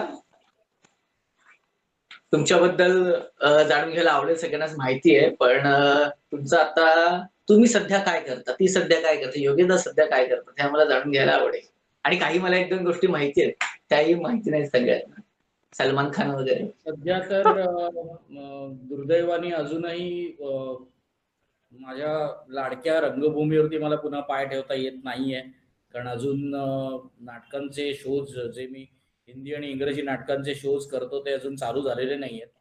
मी त्याची वाट बघतोय, हे सगळ्यात महत्वाचं काम करतोय की मी त्याची वाट बघतोय की कधी एकदा ते शोज सुरू होतील आणि पुन्हा एकदा सगळ्या दिग्गज कलाकारांना प्रकाशात आणण्याचं काम करायला सुरुवात करेन. आणि मीनवाईल नशिबाने टचवूड इतके वर्ष कलेची सेवा केली आहे, त्याच्यामुळे काम मिळालेलं आहे. खूप चांगलं कॅरेक्टर जे मिळालेलं आहे.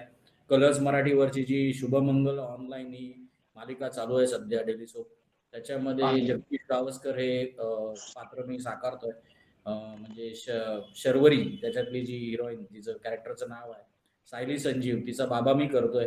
आणि तो एक मिसळ सेंटर चालवतोय, त्याचं नाव मिसळ सेंटर मध्ये सगळ्यांनी जग्गू शेठ ठेवलंय, त्याच्यामुळे जग्गू शेठ काम करतोय सध्या मालिकामध्ये, आणि ती एक छान ओळख निर्माण झालेली आहे.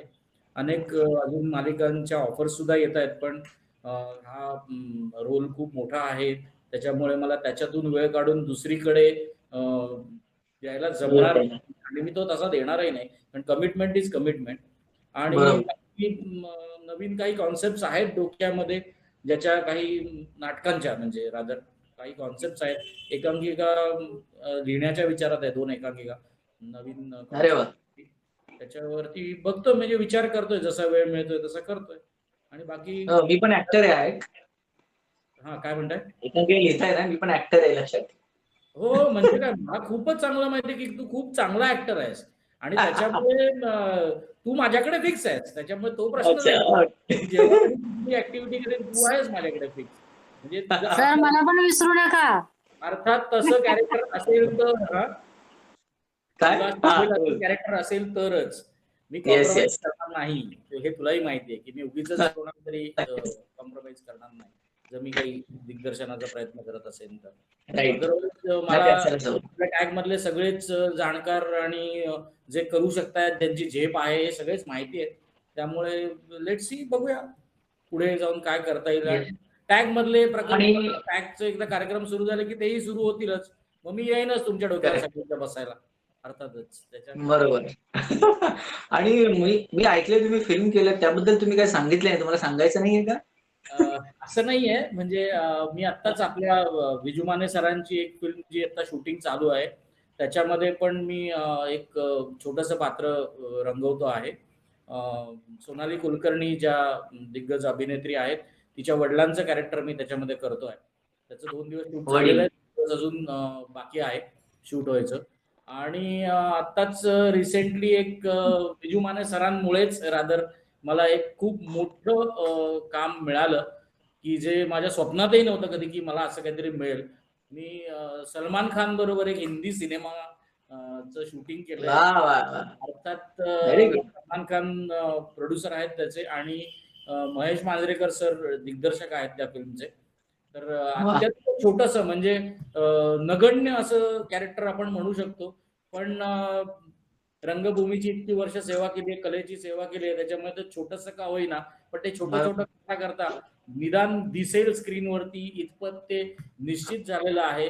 आणि भाईजान बरोबर आता नुकतंच 3 रात्री, दिवस नाही रात्रीचं शूट होतं. भाईजानचा एक फाईट सिक्वेन्स आहे त्यामध्ये आम्ही आपले मागे उभे आहोत सगळे.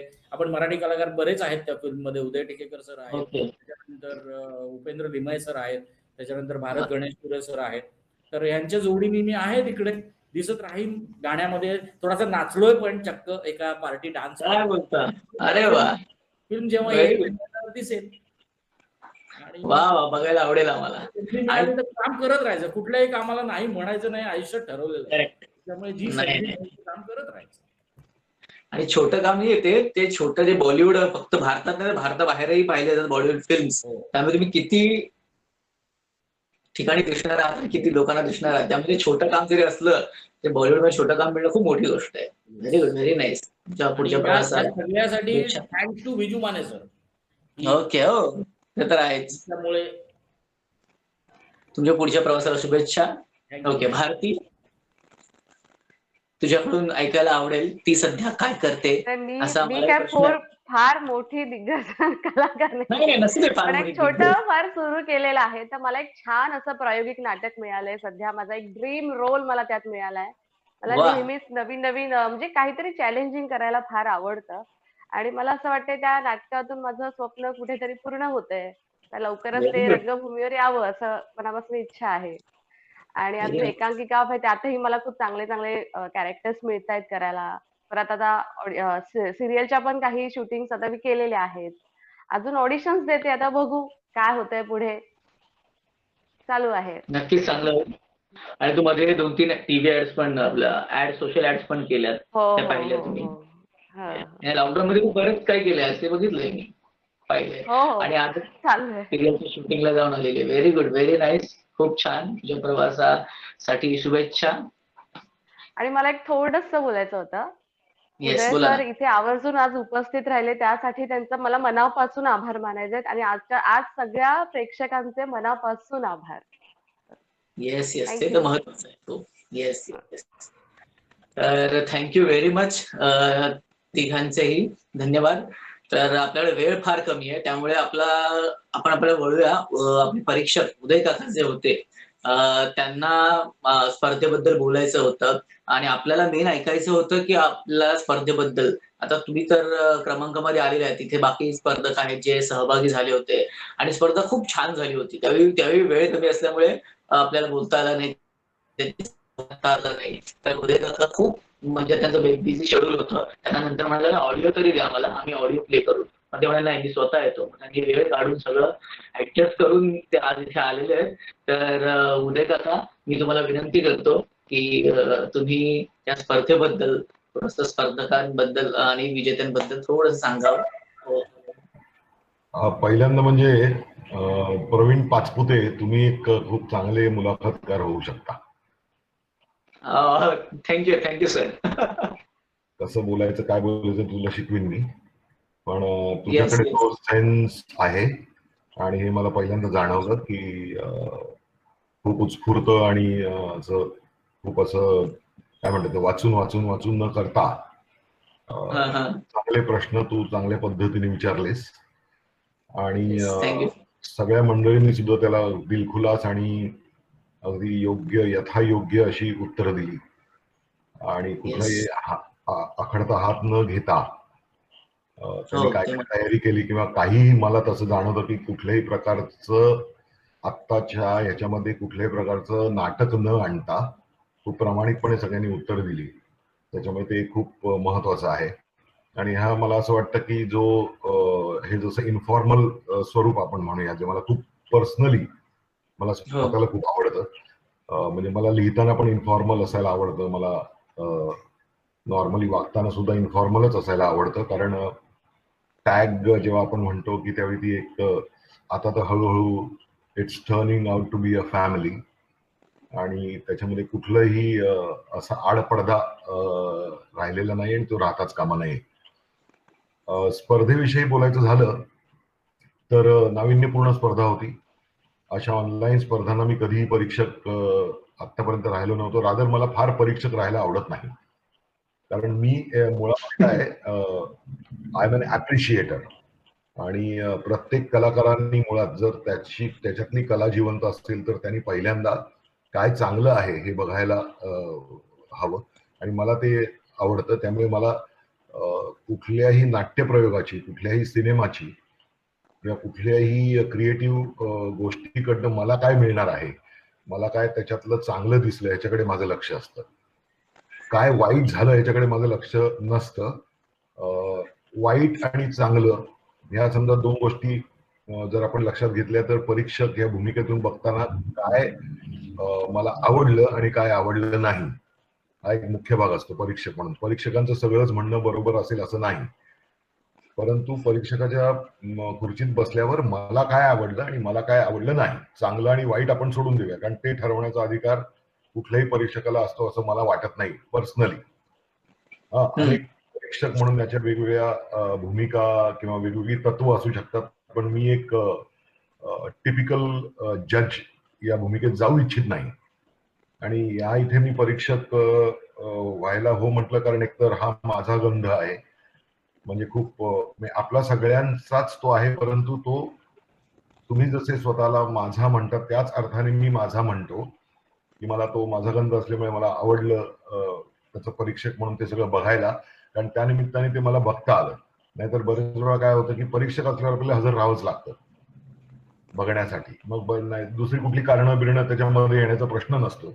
आणि त्यावेळी तो काळ असा होता की जशी इतरांना एक उभारी हवी होती आणि आपण त्या दृष्टीने काही स्पर्धा जेव्हा या अशा घेऊया असं प्रस्ताव जेव्हा आपल्या समोर आला त्यावेळी आपण तो अगदीच मान्य केला. 21/2/42 पासून ते सुरू झालं आणि आपला जो लॉकडाऊन हा जो काळ आहे ज्याच्यामध्ये खूप लोकांचे कॉन्फिडन्स, जगण्यावरचा विश्वास, एकमेकांवरच्या काय म्हणतात ते अवलंबित्व जे असतं माणसाचं, की मित्र म्हणून अवलंबून असणे, नातेवाईक म्हणून अवलंबून असणे, याचा एक वेगवेगळ्या व्याख्या आपल्याला कळल्या या सगळ्या ह्याच्यातनं.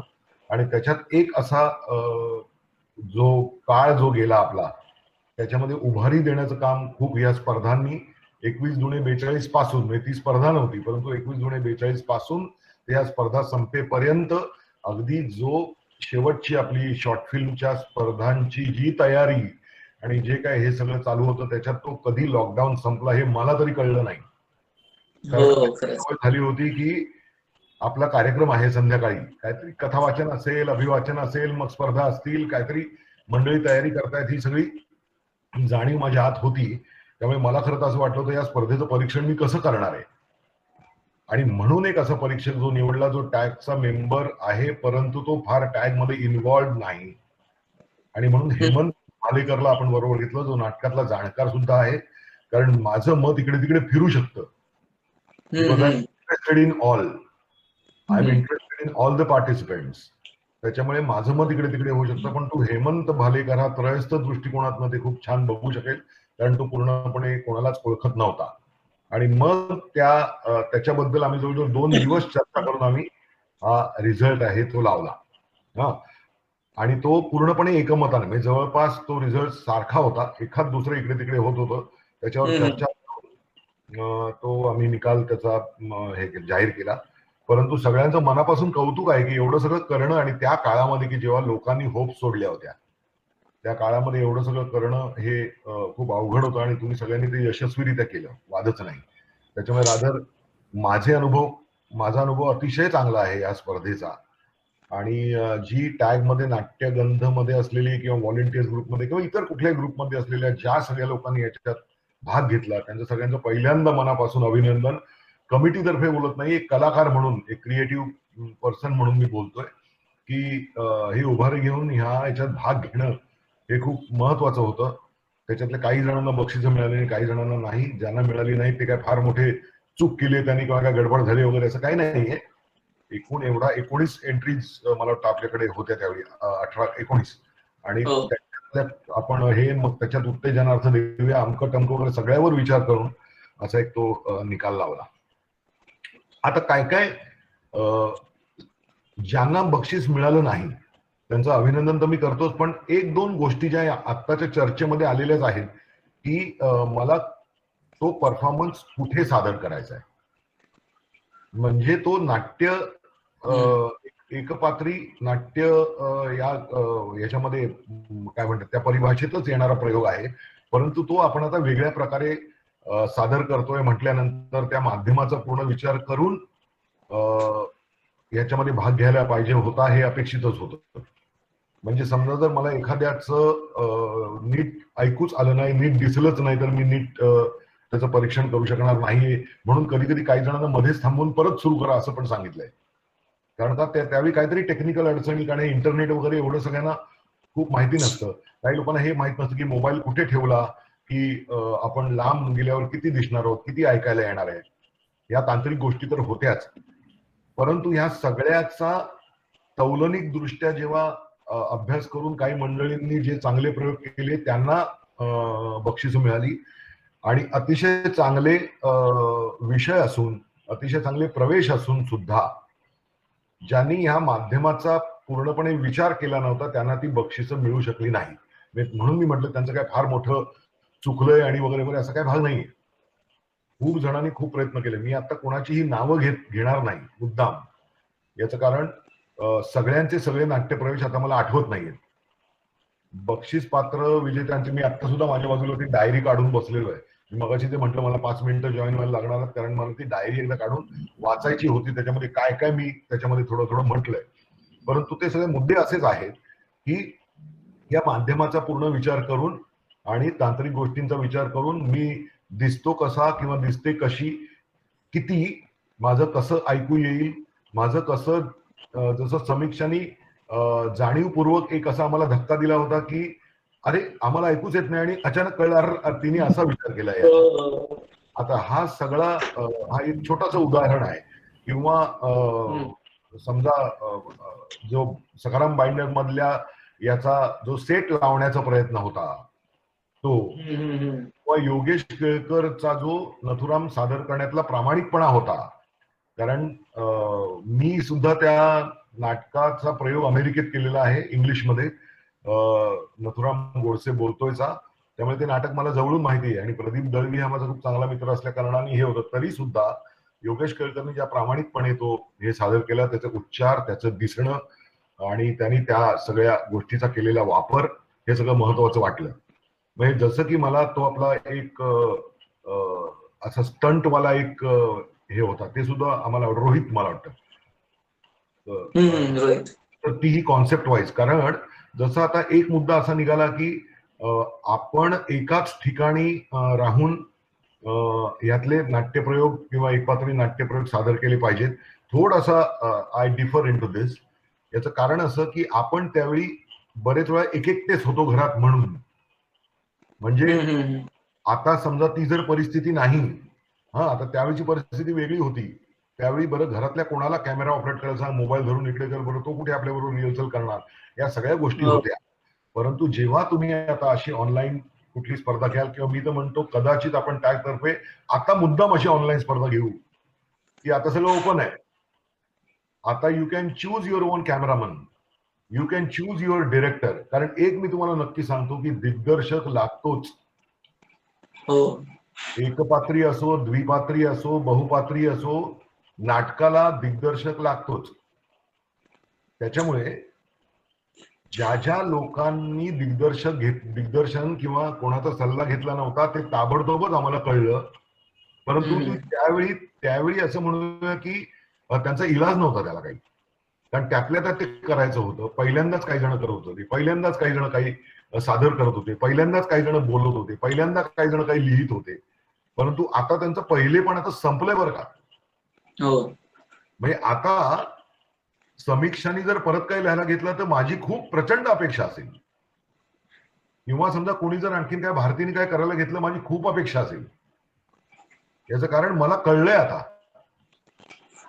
कळलं की नाही. तर त्याच्यामुळे त्या सगळ्या पॉसिबिलिटीचा विचार करून जर आता पुढच्या वेळी आपण जर काही सादरीकरण करू शकलो, आणि एका जागी मी उभं राहून आता तुम्हाला नाही चालणार याच्या पुढे, कारण आता आमच्याही अपेक्षा जास्त असतील.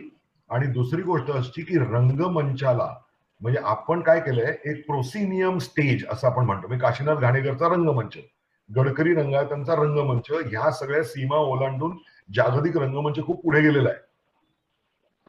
त्याची खूप अशी सुरुवात काही महिन्यांपूर्वी आमच्या घरात एक नाट्यप्रयोग झाला होता एका मुलाचा. म्हणजे त्याचं काहीतरी ते नाव आता विसरलो, फार सुंदर. मी एक फक्त वर्ण त्यांनी घरी आल्यावर एक प्रॉपर्टी म्हणजे एक वर्ण लटकणारा दिवा आणि एका कॉर्नरला तो बसलेला असतो एकच, आणि सगळे आम्ही आजूबाजूला त्याच्या बसलो होतो घरी, आणि त्यांनी तो प्रयोग इतका अफलातून सादर केला की अशी एक पॉसिबिलिटी आहे.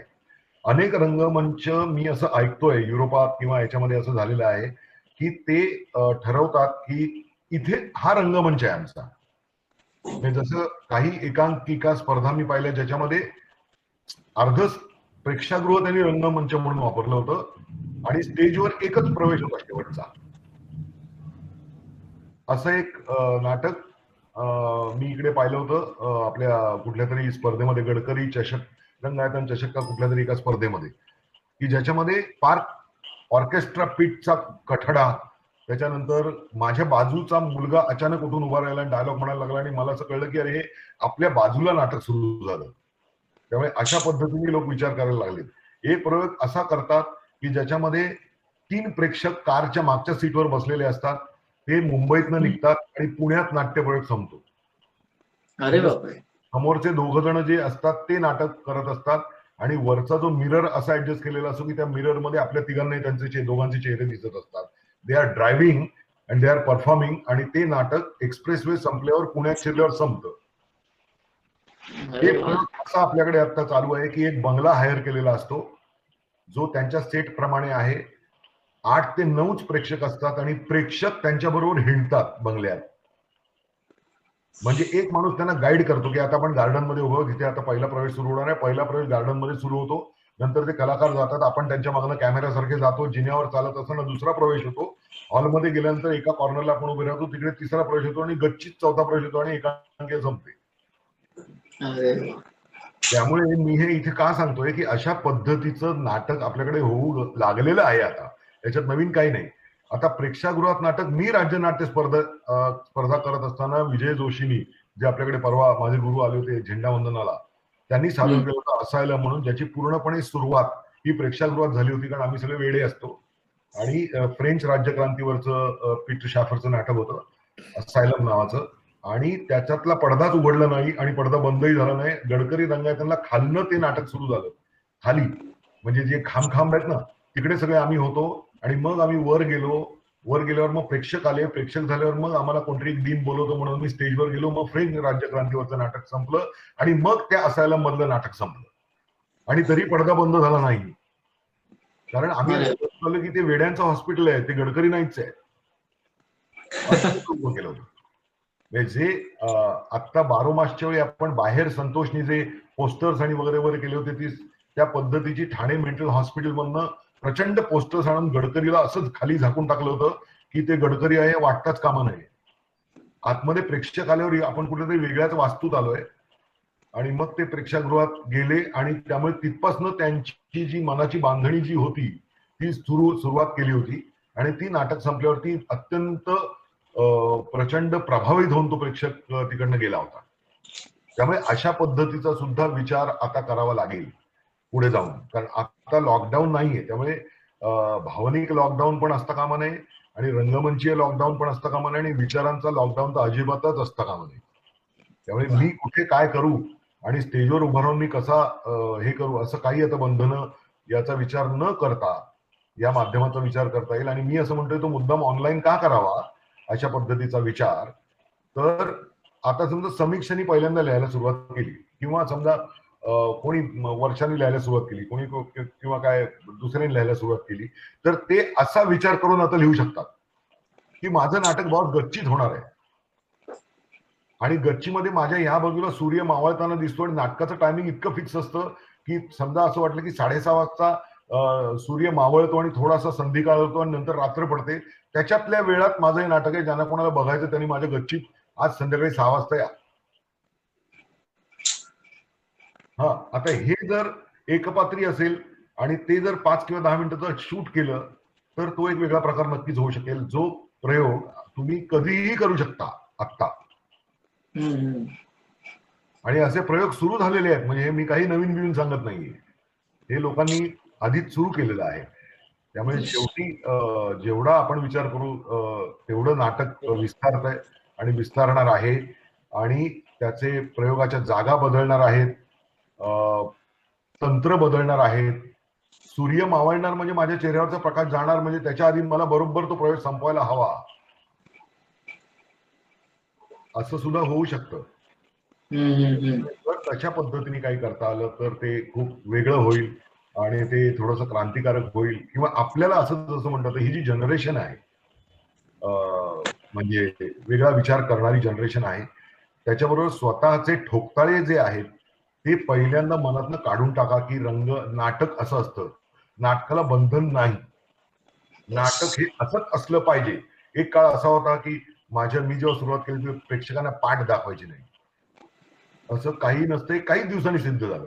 आता पाठ दाखवायची नाही हे गॅलिलिओनी सांगितलं आणि पृथ्वी चौकोनी नाही तेव्हा त्याला कोर्टात उभा केला होता आणि त्याची परिस्थिती आणली होती. पण इतके मूर्ख आपण होतो की त्याला आपण कोर्टात उभा केला आणि मग त्याच बरोबर ठरलं की पृथ्वी गोल आहे. म्हणजे मूर्ख कोण होतं हे असं असतं. त्यामुळे जो नवीन कल्पना घेऊन येतो त्याला नेहमीच विरोध होणार असतो, त्याच्यावर चर्चा होणार असते, ही काय फालतूगिरी आहे, ही कोणाच्या ताजमहालाला कोण ठिगळं लावायला निघालाय वगैरे, असं काही नसतं. जेव्हा तो प्रकार हा लोकोत्तर ठरायचा असतो, मला तर असं वाटतं की त्याची ती सुरुवात असते की कोणीतरी त्याला प्रचंड विरोध करणं, कारण ते एवढे त्या बाबतीमध्ये ऑर्थोडॉक्स विचारांचे मंडळी आमच्यासारखे असतात की ज्यांना असं वाटतं रंगमंचावर असं नाही चालणार बाबा, रंगमंचावर असं बोलायचं नाही. एका आपल्या नाट्यगंधाच्या प्रयोग एका मॅडमने उठून सांगितलं होतं की ह्या संतोष वेरुळकरचंच नाटक होतं ते, कुठलं तरी त्यांनी टॅग मध्ये आधी सादर केलेलं की ज्याच्यामध्ये खूप शिव्या होत्या, अडगळ. त्यावेळी त्या बाई उठून उभ्या राहिल्या आणि म्हणाल्या काय हे रंगमंचाचं पावित्र्य वगैरे काय असतं का, अहो हे केवढ्या शिव्या आहेत नाटकात. मी त्यांना अधांतर नाटकाचं, गोलपीठा नाटकाची उदाहरणं दिली आणि मी त्यांना असं सांगितलं आपल्या योजनेचे नाव नाट्यगंध आहे, नाट्य सुगंध नाही. आता आयुष्याचं प्रतिबिंब तुम्हाला एका बाजूनी जर नाटकात हवं असेल तर त्या बाबतीत ह्या ज्या जोखमी आहेत त्या आपल्याला घ्याव्याच लागतील. कधी कधी त्या जोखमी यशस्वी ठरतील तर कधी कधी अयशस्वी ठरतील. म्हणून नाटकाला प्रयोग असं म्हणतात. जो प्रयोग कधी कधी यशस्वी होईल नाही तर नाही होणार. हा, पिक्चर पडतो पण नाटक स्वतः खूप धडपडत उभं राहण्याचा प्रयत्न करतं. नाटकातले कलाकार प्रयत्न करतात, निर्माते प्रयत्न करतात आणि शेवटी खूप विदीर्ण होत ते नाटक जर दुर्दैवाने बंद व्हायचं झालं तर ते बंद होतं, ज्यातनं कोणालाच आनंद होत नाही. कारण त्यांना माहिती असतं की असं नाटक पुन्हा उभं करणं किती जिकिरीचं आहे. एखादा सिनेमाचा प्रोड्युसर पिक्चर पडला तर दुसरा पिक्चर काढतो, परंतु तुम्ही बघा नाटकाचा प्रोड्युसर किंवा नाटकातले कलाकार 1 महिनाभर जे नाटक अवेळी बंद झालेले असले ते काही करत नाहीत, एवढे त्या नाटकात घुसलेले असतात इमोशनली, भावनिकरित्या, सगळ्याच दृष्ट्या. आणि कोणी तुम्हाला असा कलाकारही भेटणार नाही की जो निर्मात्याला अर्वाच्य शिव्या देऊन काहीतरी बोलेल की ह्यांनी माझे पैसे बुडवले, ह्यांनी माझं हे केलं वगैरे वगैरे, असं नाही भेटणार तुम्हाला. कारण नाटक ही गोष्टच अशी आहे. आपल्याला माहिती असतं की योगेश केळकर तालमीमध्ये जर समजा 4 शिव्या घालत असेल तर तो त्या नाटकाच्या प्रयोगासाठी घालतोय. तो कोणी उदय सबनीसला शिव्या घालत नाहीये. त्याच्याने माझी काही दुश्मनी नाहीये. आणि अशा खूप शिव्या खाऊन जेव्हा अनेक दिग्दर्शकांच्या कडनं काहीतरी नाही तर तुम्ही सत्यदेव दुबेंसमोर उभेच राहू शकणार नाही. सत्यदेव दुबे जे शिव्या द्यायचे म्हणे त्या मी तुम्हाला इथे बोलू शकत नाही, इथे अशा असायच्या. आता हा प्रयोगासाठी केलेला सगळा अट्टहास असतो सगळ्यांचा मिळून, म्हणून ते टीमवर्क आहे. आणि तो अट्टहास जेव्हा इतक्या अट्टहासाने केला जातो ना, जो कलाकारांचा टाहो असतो, लेखकाचा टाहो असतो सगळ्यांचा, त्यावेळी आपल्याला कळतं की ह्याला काय प्रकारचे परिश्रम लागतात. आणि ते सगळे परिश्रम मला ह्या सगळ्या या मोनो ऍक्टिंगच्या सगळ्या प्रकारामध्ये तुम्ही केलेल्या एकपात्री याच्यामध्ये जे दिसले, खूप जाणीवपूर्वक, खूप अट्टहासानी आणि खूप प्रामाणिकपणे केलेला प्रयत्न होता. त्यामुळे ज्यांना बक्षिसं मिळाली नाहीत त्यांनी अजिबात असं मनात आणू नका की माझं काहीतरी भयंकर चुकलंय आणि मला जमणारच नाही. असं काहीही जगात नसतं. त्याच्यामुळे असं काही नाही. आणि जे बक्षीस मिळालेले ते फार मोठे कोणी अफलातून ग्रेट आभाळातनं पडले तसं काही नाही. परंतु त्यांनी काहीतरी वेगळा विचार केला. त्यांनी काहीतरी त्या आता फ्रेम मध्ये म्हणतात तसं बसवायचा प्रयत्न केला. त्यांनी असे विषय निवडले की त्यावेळी खूप भावले. त्याच्यामध्ये परीक्षकांचं सुद्धा मानसिकता ती पण त्याच्यामध्ये वर्क करत असे. त्यावेळी तुमच्यासाठी लॉकडाऊन असा तर माझ्यासाठी सुद्धा होता आणि हेमंतसाठी सुद्धा होता. कदाचित अजून 2 महिन्यांनी हीच जर स्पर्धा घेतली आणि आम्हीच परीक्षक असू तरी रिझल्ट वेगळा लागेल. You never know. त्यामुळे तो काय अंतिम निकाल नव्हे. परीक्षकांचं मत त्यावेळेचं जरी अंतिम असलं तरी तो निकाल अंतिम नव्हे. त्यामुळे तसा कलाकारांनी वाटून घ्यायचं काही कारण नाहीये. त्यामुळे सगळ्यांचंच अभिनंदन आहे. आणि मी सांगितलं तसं मला फार समीक्षा, म्हणजे ही समीक्षा नाही परंतु फार समीक्षा टीका वगैरे करता येत नाही. त्यामुळे मला असं वाटतं की खूप छान प्रयत्न होते आणि कीप इट अप. याच्यातनंच काहीतरी चांगलं होणार आहे एवढं मी तुम्हाला नक्की सांगतो.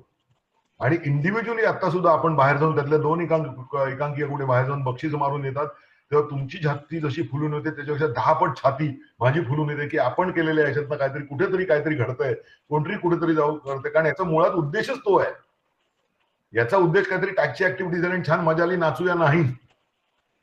तुम्हाला जर आठवत असेल आपण काय याचं जायजंटिक फंक्शन वगैरे आपण अजून विचार फक्त एकच अट्टहासाने केलं ते म्हणजे शॉर्ट फिल्मचं हे त्या थिएटरमध्ये. कारण माझी आणि सगळ्यांची इच्छा होती की सिनेमा थिएटरमध्येच दिसला पाहिजे. आणि सिनेमा स्वतःचा आणि बिग स्क्रीनवर स्वतःला बघणं म्हणजे काय हे धडधड छातीची धडधड तुम्हाला कळली असेल म्हणजे काय, तर ते जाणवणं प्रत्येकाला आत्ता करणं शक्य नाही. आता थिएटर ओपन झाल्यावर तशा पद्धतीचं स्क्रीनिंग आपल्याला शक्य नाही. कारण त्यावेळी वंदना थिएटरची अख्खी सिस्टीम बदलली होती आणि ती परत 2 दिवस लागले विजूला आणि त्याच्या टीमला ती पुन्हा परत सिनेमावर आणायला, रेग्युलरच्या सिनेमाला. आता हा अट्टहास होता तसा तो कमिटीचा आणि सगळ्या आपल्या भाग घेतलेल्यांचा अट्टहास होता. आणि तो मला असं वाटतं खूप चांगल्या पद्धतीने यशस्वी झालेला आहे. आणि आज आनंदवारीच्या कट्ट्यावर हे सुद्धा मी काही वेगळं मानत नाही, हे आपलंच आहे. तर त्याच्यामुळे त्यांनी सुद्धा खूप छान प्रयत्न करून ही चर्चा घडवून आणली, जी खरं तर मी तेव्हा डिक्लेअर केलं होतं की अशी एक चर्चा घडवूया, पण ते मला जमलं नव्हतं. परंतु माझी एक इच्छा त्या निमित्ताने पूर्ण झाली. त्याच्यासाठी तुम्हाला सगळ्यांचे धन्यवाद and thank you so much and all the best to you. Thank you Uday काका. थँक्यू उदय दादा. महत्वपूर्ण माहिती दिली तुम्ही आणि खूप हे महत्वाचं आहे जे पॉईंट सांगितलं. वेगळं काहीतरी करत राहणं हा खूप महत्वाचं आहे. आजची जनरेशन आहे त्यामध्ये दर दिवशी काही ना काही बदल होत आहे. म्हणजे नॉट ओन्ली नाटक, बाहेर पण अशी जनरेशन अशी आहे की त्यांना चंचल खूप नवीन नवीन हवं असतं. तर प्रत्येक क्षेत्रामध्ये बघितलं आपण ऍड बघतो किंवा कसं येईल, वेगळ्या पद्धतीने कसं येईल हे आजकाल सगळे सुरू आहे. खूप फास्ट चेंजेस होतात आणि त्यात आपण नाटक आहे म्हणून तसंच असलं पाहिजे असं नाही, त्यात पण आम्ही चेंजेस केले पाहिजे. मी बऱ्याच गोष्टी पहिल्यांदाच ऐकल्या.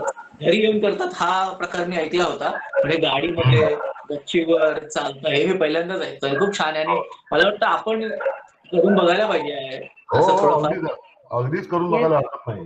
नक्कीच प्रयोग आहे. लगेच डोक्यात चक्र सुरू झाली. हा त्याला प्रेक्षक येतात. आणि बरं कार मधला जो परफॉर्मन्स झालाय मुळातच 3च प्रेक्षकांची गरज आहे. हो. हा तर त्याच्यामुळे समजा गच्चीवरचा परफॉर्मन्स आहे, त्याला समजा तुम्ही माणसं बोलून बोलून किती बोलवणार, 10-15 किती, त्याच्यामुळे Yes, हो. लिमिट आहे त्यांचं. म्हणजे मी जो म्हणलं बंगल्यात फिरून फिरून फिरून जातो, त्याला लिमिट 12च प्रेक्षकांचं आहे. कारण त्यांचं म्हणणं असं की 12 जण जेव्हा त्या हॉलमध्ये उभे राहतात, त्याच्यावर आम्ही सस्टेन नाही करू शकत, आम्ही तिकडे जे काय करत असतो ते. बरोबर. जिन्यातनं 12 जण चढून येणार, आम्ही आमच्या जागा घेऊन ते त्यांच्या जागा घेईपर्यंत जेवढी काही सेकंड जाणार असतील तेवढाच वेळ आम्ही आमचा आधीचा प्रसंग सस्टेन करतो. उद्या 50 माणसं आणली तर गचडी होईल आणि आम्हाला आमचा परफॉर्मन्स नाही करता येणार. आणि त्या प्रयोगाला सुद्धा लोक तिकीट देऊन जातात. वा. गाडीतल्या प्रयोगाचं तिकीट 2,500 रुपये होतं. अरे आणि बापरे. 2,500 रुपये होतं 3 प्रेक्षकांचं. म्हणजे त्यांचं बुकिंग 7,500 रुपये होतं, जे आपल्या नाट्यगंधचं सुद्धा नसतं. हो. हा. आणि ते जे 11 का 12 प्रेक्षकांचं होतं, त्याचं काहीतरी तिकीट मला वाटतं 700 रुपये होतं. अरे बापरे. म्हणजे खरंच खूप म्हणजे म्हणजे खूप वेगळं हे. आता पहिल्यापर्यंत त्यांना 3च प्रेक्षक आले ते करता आलं, पण त्या 3 प्रेक्षकांनी बाहेर जाऊन असं सांगितलं की पुढच्या हाऊसफुल झाले प्रयोग. किंवा पृथ्वीला जाऊन नाटक बघणे. हो. तुम्ही कधी पृथ्वीमध्ये जाऊन नाटक जर बघितलं नसेल तर you are missing so much. आता त्या हो. स्टेजवर मी खूप प्रयोग केलेत, परंतु आता योगेश जास्त सांगू की पृथ्वीला जाऊन नाटक बघणे, ज्यावेळी मी जेव्हा ते नाटक जेव्हा बघितलं त्यावेळी माझ्या आणि का पहिल्याच रो मध्ये हे झालं, तर तो जो आर्टिस्ट होता ना, तो माझ्या चेहऱ्यापासून त्याचा चेहरा 2 फुटावर होता. मी कॉन्शियस झालो होतो, पण तो नव्हता झाला. आता हे प्रकार आपण बघणार कधी? हो. आपण ते बघितलंच नाही तर आपल्याला सुचणार नाही. नाही. असं काय काय गंमत आहे सगळी मजा. Yes, आणि किती मनापासून करतो म्हणजे. हम्म. 3 प्रेक्षक 12 प्रेक्षकांसाठी नाटक करणं आहे केवढी मोठं हे ते. करेक्ट. सोपं नाही ते. खरंच ते खूप महत्वाची गोष्ट आहे. आणि सर्वात महत्वाचा मुद्दा म्हणजे हाच की आता उद्योगाने सांगितलं की जे आपण शॉर्ट फिल्मचे जे आपण स्क्रीनिंग केलं त्याच्या आधीची प्रोसेस आणि नंतरची किती मेहनत घ्यावी लागते. आपल्याला वाटतं आपण करतोय, आपण केलं, पण त्या मागे बॅकस्टेज, जसं नाटकामध्ये बॅकस्टेजला किती मेहनत असते, तसं आपल्या टॅगमध्ये पण कमिटी म्हणा किंवा इतर व्हॉलेंटियर म्हणा, बॅकस्टेजला किती मेहनत करत असतात, तेव्हा ते परफॉर्मन्स किंवा तो कार्यक्रम होतो. खूप महत्वाचं. मला महेशदा खटावकर सरांचं थोडंसं म्हणजे माहित होतं की ते काय करतायत, पण सगळ्यांनाच ते माहित नसते की काय धावपळ चालू होते एका छोट्या प्रोग्रामसाठी. ऑनलाईन जेव्हा सुरुवातीला करायचं झालं तेव्हाही किती दिवस ते किंवा त्याच्यावर किती चर्चा चालते, कमिटी ग्रुपवर काय चर्चा चालते, आमची आपापसात किती फोनवर अर्धा तास बोलतो, ते बाकीच्यांना कल्पना असतं, त्याच्याशिवाय ते होत नाही. ते सगळं असतं. म्हणजे खूप महत्वाचं आहे. आणि ते करून त्यामुळे ती स्पर्धा आणि या सगळ्या स्पर्धा पार पडल्या. तर याच्यामध्ये जे सहभागी होते, आता सगळ्यांची नाव माहित नाहीत, पण त्यांचे सगळ्यांचे आभार. त्याच्यामुळे ही स्पर्धा चांगली पार पाडली. तर थँक्यू उदय दादा की तुम्ही खूप म्हणजे दरवेळी तुमच्याशी बोलल्यावर मजाच येते. मला तर सवय आहे गप्पा मारायची, त्यामुळे मजाच येते आणि थांबावं असं वाटतच नाही. पण आपल्याकडे लिमिट आहे थोडा वेळेचा, आणि तुम्हालाही मला वाटतं काम आहे थोडं रेकॉर्डिंगचं. मला ते 1-2 आर्टिकल्स मला लिहायचे आहेत आणि उद्या परत हो. येस. तर थँक्यू सर. महाराष्ट्र दिनमान मध्ये जी लेखं मला सुरू झाली आहे माझी, जी मी ग्रुपवर हो. टाकली, तर त्याची पुढची 2 आर्टिकल्स आता मला आज पाहिलं, पहिल्याचं टायटलच आवडलं मला. मज्जा आली पाहिजे बस. मजा आना चाहिए बस. मजा आणायची बस. ते त्याचं जरा लिहायचंय, कारण का पुढच्या आठवड्यात पूर्ण पॅक आहे सगळं शेड्यूल, शूटिंग आहे खूप, त्यामुळे तुम्ही एवढा वेळ दिला, थँक्यू व्हेरी मच. तुम्ही आमचंच आहात तरी पण एवढं बिझी शेड्यूल तुम्ही वेळ दिलाय. तर मी शेवटचा वेळ भरपूर झाला, तरी 1-2 प्रश्न अगर कोणाला विचारायचे असतील तर 2 जणांनी फक्त आपल्या स्पर्धकांना काही प्रश्न असतील तर ते विचारू शकता. अनम्यूट करा आणि तुम्ही विचारू शकता.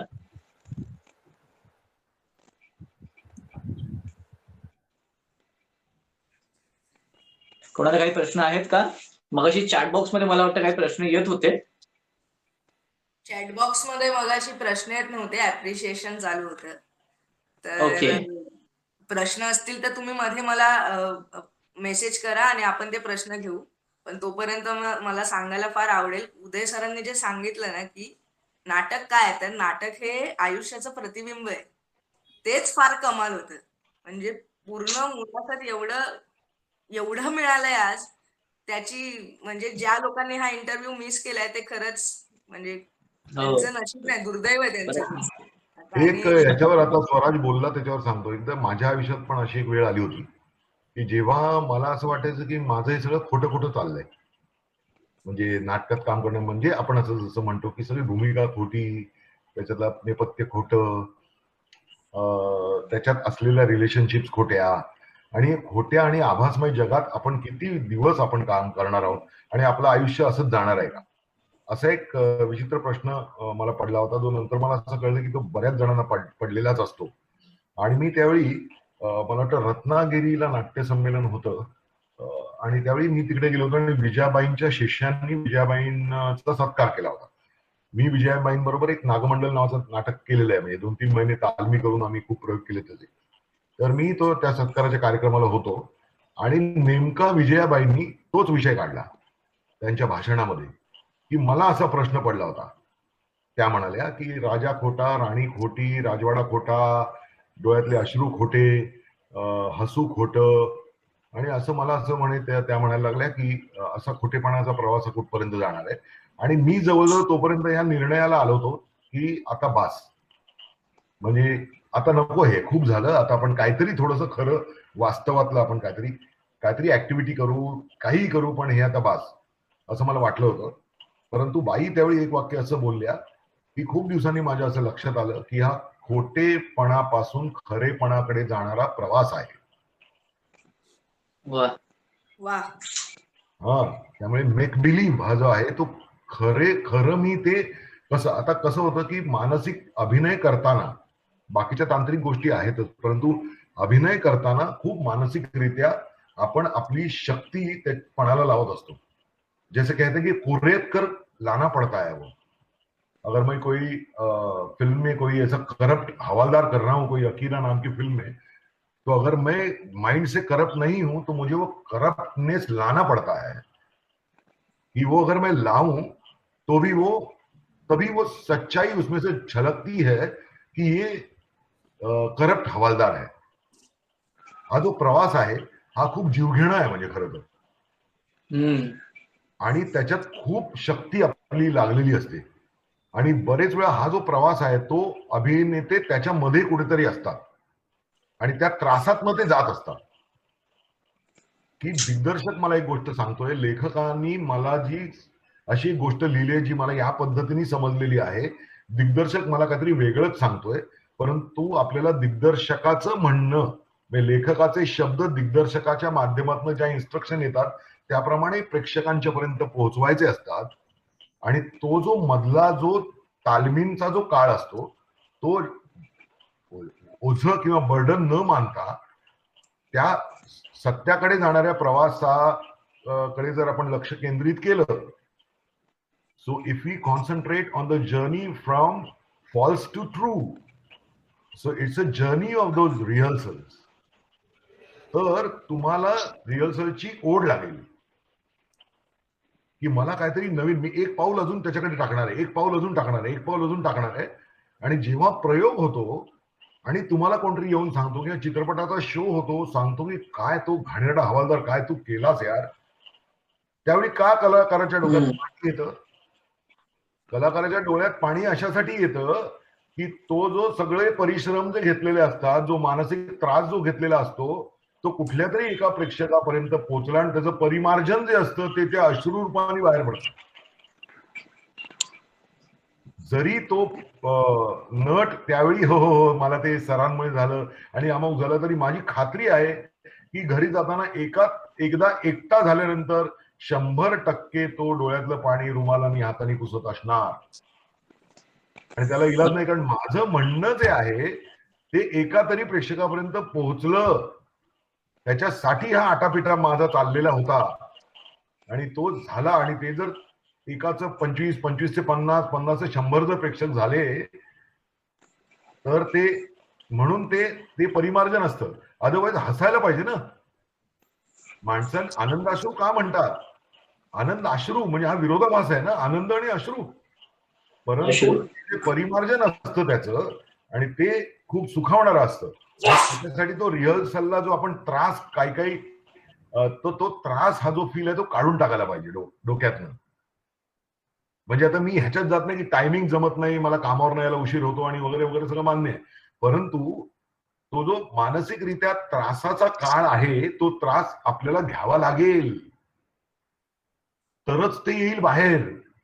नाहीतर ते येणार नाही. आपल्याला असं वाटेल की मी तर 7 वाजता रिहर्सलला जातो, माझा सीन 9 वाजता लागतो. तर तुम्हाला तो पिरियड दिलेला आहे, त्याच्यात जायचा. कळलं की नाही? तर मी अनेक वेळा अशा काही कंप्लेंट्स आपल्या एकांकी स्पर्धेच्या वेळी ऐकल्या, अरे यार मेरे को बुलाते हैं, मेरे रिहर्सल ही नहीं लेते. सर नुसती तुमची रिहर्सल घेण्यासाठी नाहीये तालीम, ती त्याच्यात डोक्यात काहीतरी आहे, त्याची तालीम आहे. त्याच्यामुळे जर अशा पद्धतीने कलाकार म्हणून, नाटकातल्या कलाकार म्हणून तुम्ही जर विचार केला, तर तुम्हाला तालमीचा त्रास होणार नाही आणि तुम्ही तुमच्या कॅरेक्टर पर्यंत लवकर लवकर लवकर एक एक स्टेप टाकून पोहोचाल. हा एक मुद्दा मला मगाशी सांगायचा राहिला. वा वा वा सर, म्हणजे खतरनाकच झालंय माझं. मला आठवतं पहिला इंटरव्ह्यू खूप छान, खूप सुंदर मार्गदर्शन. हो, पहिला इंटरव्ह्यू झालेला तेव्हा मी बोललेलो की खूप खतरनाक झालंय, आणि आज हा इंटरव्ह्यू आहे त्याच्यामध्ये असं वाटतं की खरंच खूप खूप खूप छान झालंय. मुळात तुम्ही एवढा वेळ काढून एवढ्या इन्फॉर्मल गप्पा मारतात आणि हातचं काही न राखता, जसं तुम्ही आपल्याला जशी उत्तरं मिळाली हातचं काही न राखता, जसं तुम्ही एवढं आम्हाला माहिती दिली, त्यासाठी खरंच थँक्यू सो मच. मला अजून एक वाक्य आवडलं फार, चित्रपट पडतात आणि नाटकं बंद होतात. हे फार म्हणजे नाटक बंद होतं, पण ते इथे चालू असतं कायम. हो हो हो, डायरेक्टर बोलला. हे विषय काही. सुरुवातीची एनर्जी आणि आत्ताची एनर्जी याच्यामधला फरक दिसतोय ना. आणि सगळ्यांना इथे जमलेल्यांना सांगायला तुमचा microphone please mute. Thank you so much. मला इथे जमलेल्यांना सगळ्यांना सांगायला आवडेल की उदय सरांच्या बोलण्याकडे तुम्ही समजा नीट लक्ष दिलं असेल तर त्यांनी इनडायरेक्टली सांगितलेलं आहे 2 गोष्टी, की सगळ्यांकडनं तुमच्या एकतर अपेक्षा वाढलेल्या आहेत. मी आता काय पहिल्यांदा करत नाहीये, तुम्ही आता केलंय, ठीक आहे, आता झालं. आता it's not your first time. आणि दुसरी महत्वाची गोष्ट, एक्सपेरिमेंटल व्हा, काहीतरी आउट ऑफ द बॉक्स जाऊन करण्याचा प्रयत्न करा. ते खूप गरजेचं आहे. तुम्ही समजा आधीच विचार केलात की आपण हे करतोय ते सक्सेसफुल होईल की नाही हा विचार करूच नका. ते सक्सेसफुलच होणार आहे. त्यामुळे ते करून बघा. केल्याशिवाय कसं कळणार आहे? आम्ही आनंदवारीमध्ये पण जेव्हा चर्चा केलेली की आपण हे करूया नाही करूया, तेव्हा पण ठीक आहे आपण करून तर बघ, जास्तीत जास्त काय होईल, आपलं हसं होईल ना, लोक हसतील आपल्यावर. तेच आहे. म्हणजे खरं तर हा इंटरव्ह्यू नाहीये, हे ना एक अभिनयाचं वर्कशॉप झालेलं आहे. झालंय, कमालच झालंय. आतापर्यंतची सर्वात यशस्वी आणि उत्तम मुलाखत झाली आहे प्रवीण दादा. मला फार आवडली. म्हणजे जेव्हा तू सुरुवात केलीस ना, पहिल्या बॉलला 6 मारलास. थँक्यू. हो हो हो, खरंच. मी आता सगळं श्रेय तुम्हाला देतोय, कारण तुला माहितीये मी थोडा काही गडबडीत असल्यामुळे मी नाही घेणार म्हणालो होतो, पण तुम्ही सगळ्यांनी, वर्षाताई, सीमाताई, अश्विनीताई, तू, अर्चनाताई, समीक्षा यांनी सगळ्यांनी फोर्स केला, नाही तू घे कर तू. त्यामुळे मी तुम्हाला श्रेय देईल की तुम्ही फोर्स केला म्हणून मी घेतली मुलाखत. आणि आपण एकमेकांना धक्के मारायलाच हवे. हो, नाही पण खरंच तुला ऑल द बेस्टची अजिबात गरज नव्हती. तू एवढा स्मूथ, एकदम सटल घेतलंयस. ऍक्टिंग सटल, तसा सटल इंटरव्ह्यू झालाय. खरंच खूप छान इंटरव्ह्यू झालाय. आपले 2 पोल जे महत्वाचे, सीमाताई आणि वर्षाताई, ते तर आपल्या नेहमीच पाठीशी असतात. तो तर म्हणजे मुद्दाच नाही, का वेगळं सांगायची गरजच नाहीये. पण आज उदय सर पण आले आणि त्यांनी एवढं छान मार्गदर्शन केलं. आपले 3 स्पर्धक, समीक्षा, योगेश केळकर आणि भारती कटके, थँक्यू सो मच. तुम्ही वेळात वेळ काढून इथे जमलात, आलात. प्रवीण दादांनी एवढी छान मुलाखत घेतली आणि सगळ्यात महत्वाचे आपले प्रेक्षक. आज आकडा जो सुरुवातीला होता तो अजूनपर्यंत तसाच आहे. कोणालाही जावंसं वाटत नाहीये, कोणालाही कॉल डिस्कनेक्ट करावा असं वाटत नाहीये. मला वाटतं हेच यश आहे आपल्या या आजच्या मुलाखतीचं. तर कोणाला काही प्रश्न असतील तर प्लीज विचारा. स्वराज, हो सर. आजची मुलाखत यशस्वी होण्यामागचं खरं कारण सांगू का? सांगा ना सर. अत्यंत खोट्याची दुनिया अत्यंत सच्चाईनी, खरेपणाने प्रेक्षकांसमोर आणणारे आपण कलाकार तंत्रज्ञ आहोत. वा वा वा वा. नाटकवाले, बात आहे. सच्चे नाटकवाले. आणि आयुष्यभर जर आपण आपल्या कलेशी प्रामाणिक राहिलो, बाकी सगळं बाजूला ठेवून फक्त कलेशी प्रामाणिक राहिलो, तर प्रेक्षकांना हवा तो आनंद आपण देण्यात समर्थ आहोत. खरंय, खरंय. येस. या बाबतीत मी एक बोलू इच्छिते. प्रवीणचे मी खूपच आभार मानते. जेव्हा मी पहिल्यांदा नाटक हे करायचं ट्रॅक मध्ये ठरवलं आम्ही सगळ्यांनी, तेव्हा प्रवीणने आमचं दिग्दर्शन केलं होतं आणि हो. त्याच्यामुळे मी आता सध्या म्हणजे जे काही करू शकते ते सर्व काही प्रवीणमुळे. आणि तेव्हा खरं आता उदय सरांनी सांगितलं की काय हे खोटं, काय रोज यायचं तिथून एंट्री मारायची, असं काय इकडे हातवारे करायचे तिकडे हातवारे करायचे आणि परत आपल्या जागेवर यायचं आणि आपला नंबर येत. हे उदय सर तेव्हा बोलले, मला खूप पटलं ते, की खरंच आपण असंच करतो, पण हळूहळू आपण त्या भूमिकेत कधी घुसतो आणि कधी ते आपल्याकडनं चांगलं बाहेर काढते, प्रेक्षकांसमोर आपण सादर करू. आत्ता माझ्या अंगावर काटा आला. खरंच म्हणजे एवढी मेहनत घ्यावीच लागते. 1 महिना किंवा 2 महिने तरी आपण जोपर्यंत प्रॅक्टिस करत नाही, तोपर्यंत तालीम करत नाही, तोपर्यंत आपण खऱ्या त्या भूमिकेला न्याय देऊ शकत नाही. हे मला तरी पटलंय. आणि मला तालीम अटेंड करायला, माझी एकदा तालीम सुरू की मी एकही दिवस बुडवत नाही, सगळ्यांना माहितीये. तालमीला वेळेवर हजर राहायचं, सगळं संपल्यावरती जायचं. त्यातून सगळ्यांच्या भूमिका बघायच्या, सगळ्यांच्या भूमिका तोंडपाठ करायच्या आणि आपली भूमिका किती चुकली तरी चालेल, पण दुसरा चुकतोय ना, त्याची चूक दाखवून देणं हे एक आपल्याला नाही पण धन्यवाद उदय सर. सीमाताई, लक्ष दोन्ही गोष्टींकडे द्यायचं असतं. येस समोरचं चुकत असेल तर त्याच्याकडे पण, आणि आपण चुकतो त्याच्याकडे पण. येस येस नक्कीच. त्याच्याकडे दुर्लक्ष नाही करायचं. आपण चुकतो तो दुसरा सांगणार असतोच आपल्याला आणि त्यातून त्याचा शिकत परिणाम असतो. प्रयोगात होतो. त्याच्यामुळे तसं नाही करून चालत. नाही तसं नाही. कलेशी एकनिष्ठ व्हा, काही चुकत नाही मग. Yes yes yes. नाही ते सीमाताई जे मला श्रेय देतात, श्रेय त्यांना आहे. कारण कसं आहे, नाटकात तोच टिकतो जो प्रामाणिक असतो कलेशी, तो नाटकात टिकतो. बाकी लोक नाटक करू नाही शकत, थिएटरमध्ये नाही करू शकत. तसं त्यांनी पहिल्यांदा करत होते, पण एवढं डेडिकेटली ते करत होते वेळेच्या बाबतीत, बाकी सगळ्या गोष्टीत. त्याला सुरुवातीला खूप त्रास झाला, मी खूप चिडलो त्यांच्यावर, पण त्यांनी जे डेडिकेटिव्हली केलं ना, त्यांच्यामध्ये करू शकले. त्याच्यामध्ये आता पुढे त्यावेळी तुम्ही सोडलं असतं किंवा जाऊ दे मी नाही करत सगळं, त्यात तर तुम्ही नसता गेला. तेव्हा प्रवीण असो किंवा कोणी असो, तुम्ही तेवढं चिकाटीने केलं म्हणून तुम्ही आता चिकटून आहात. एवढी क्यूट सगुणा नसती आली मग आनंदवारीमध्ये. पण सीमाताईंच्याच सीमाताई जे बोलल्या त्यालाच जोडून मला एक गोष्ट सांगायची आहे की नाटकाची आणि एकांकिकेची हीच खरी गंमत आहे.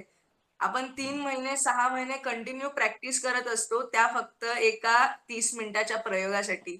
आपण 6 महिने कंटिन्यू भेटतो, आपण तालीम करतो, आपण म्हणजे सर्वच जण. ह्याच्यापेक्षा कदाचित जास्त टाइम स्पॅन पण देत असतील काही लोक. त्यात सगळ्यात जास्त काम म्हणजे ऍक्टर्स लोकांचं असतं, त्या भूमिकेत शिरायचं, भूमिकेचा अभ्यास करायचा, नाटकाचा अभ्यास करायचा, आपला वेळा सांभाळून तालिमीला यायचं वगैरे. खरंच हॅट्स ऑफ सगळ्यांना. आणि ही सगळी म्हणजे तारेवरची कसरत चालली असते त्या एका 30 मिनिटाच्या प्रयोगासाठी. आणि तो प्रयोग झाल्यानंतर जेव्हा पडदा बंद होतो आणि प्रेक्षकांच्या फक्त प्रेक्षक भेटायला येत असतात, तो आनंद वेगळाच, वेगळीच आहे, तो आनंद वेगळाच आहे. आणि कमाल झालाय आजची मुलाखत. खरंच खूप कमाल झाली आहे. प्रवीण दादा थँक्यू सो. म्हणजे तुला थँक्यू काय बोलायचं, तू तर आपलाच रे. प्रवीण एक हे आव्हान पण कर की प्रत्येक रविवारी या, तुम्हाला अशीच मजा मिळणार आहे बघा, म्हणजे मुलाखत. आता आपण प्रत्येक रविवारी ज्या ज्या स्पर्धांमध्ये जे विजेते झालेले आहेत त्यांची मुलाखत घेणार आहोत. त्याने एक फायदा होणार आहे, आपला परत रिवाइज होतो. आज बघा ना, आपण त्या स्पर्धेला परत अनुभव, उद्या परीक्षेत बोलले, आपण ते सगळं ऐकलं, स्पर्धकांकडून ऐकलं, त्यामुळे सगळं रिवाइज झालं. म्हणजे एक आज परफॉर्मन्स नव्हता, पण त्याच्यापेक्षा भारी असं वाटलं, फिलिंग्स होता आज की काय झालं ते. बऱ्याच जणांनी म्हटलं मला पाहायला आवडेल परफॉर्मन्स परत, असे हे पण आले, चॅट पण आले. तर हे खूप महत्वाचं आहे. त्यामुळे आता पुढच्या दर रविवारी वेगवेगळ्या स्पर्धांमधल्या विजेत्यांचा आपण अशी छोटी खाणी मुलाखत घेणार आहोत. त्यामुळे तुम्ही जास्तीत जास्त आलं तर त्यांनाही बरं वाटेल. त्यामुळे सगळ्यांनी उपस्थित राहा. जे आज आलं नाही त्यांनाही जॉईन करायला सांगा. आणि खूप अशा तासभर आपण इन्फॉर्मल गप्पा मारतो, अशा गप्पा तुम्ही बोलू शकता, प्रश्न विचारू शकता. त्यामुळे सगळ्यांनी प्लीज पुढच्या वेळी बसून इन्व्हॉल्व पण व्हा याच्यामध्ये आणि जॉईन करा. आणि आपण चालतंय राजू चालतंय. काय स्वाती? सॉरी. ठीक आहे येणार हा स्वाती, तुला टोमणं बसलं का? स्वाती बऱ्याच दिवसांनी पहिल्यांदा तेच म्हटलं मला टोमणं मारतो की काय, मी तेच विचार करत होते. सर्व प्रेक्षकांना आता already 11 वाजलेले आहेत. मला असं वाटतं की आता हो आपण ना. थांबूया. Thank you so much. तुम्ही थांबूया. सगळेजण आतापर्यंत थांबलात. अजूनही आकडा हल्लेला नाहीये आपला. थँक्यू सो मच सगळ्यांना. तुम्हाला काही प्रश्न असतील तर तुम्ही नंतर आता व्हॉट्सअपवर विचारा, कारण की आपली वेळ आता संपलेली आहे. नाट्यगंधर्व पण चर्चा करू आपण यावर. एक मिनिट स्वराज, एक मिनिट. हो, पुढच्या रविवारची हा, प्लीज. पुढच्या रविवारचं सांगायचंय. तू सांगशील तर बरं होईल. नाही, तुम्ही सांगा ना प्लीज. हा, तर पुढच्या रविवारी मोस्टली आम्ही काव्यगंधच्या टीमच्या विनर्सना बोलवणार आहोत. आणि आणखीन एक गोष्ट की पुढच्या रविवार आहे व्हॅलेंटाईन डे, तर आम्ही आनंदवारीचे वारकरी एक नवीन कार्यक्रम घेऊन तुमच्या पुढे येणार आहोत. तर तो आम्ही त्याच दिवशी आमच्या चॅनलवर अपलोड करणार आहोत. तर तो आवर्जून बघा. त्याची तुमची झलक आता रोज आमच्या स्टेटसवर मिळेलच. तर त्याच्यावरही आमची मेहनत चालू आहे. तर असेच तुमच्या सगळ्यांचं मार्गदर्शन आणि आशीर्वाद आम्हाला लाभोत हेच वाटतंय.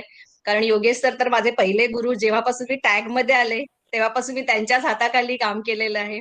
आणि बाकी आता तुमचे सगळ्यांचे वरचेवर मी तर म्हणे स्वराज पासून उदय सर तुमच्यापर्यंत मी लहानांपासून मोठे सगळ्यांकडनं काही ना काही शिकले आणि शिकतच राहते आणि अजूनही शिकणार आहे पुढे.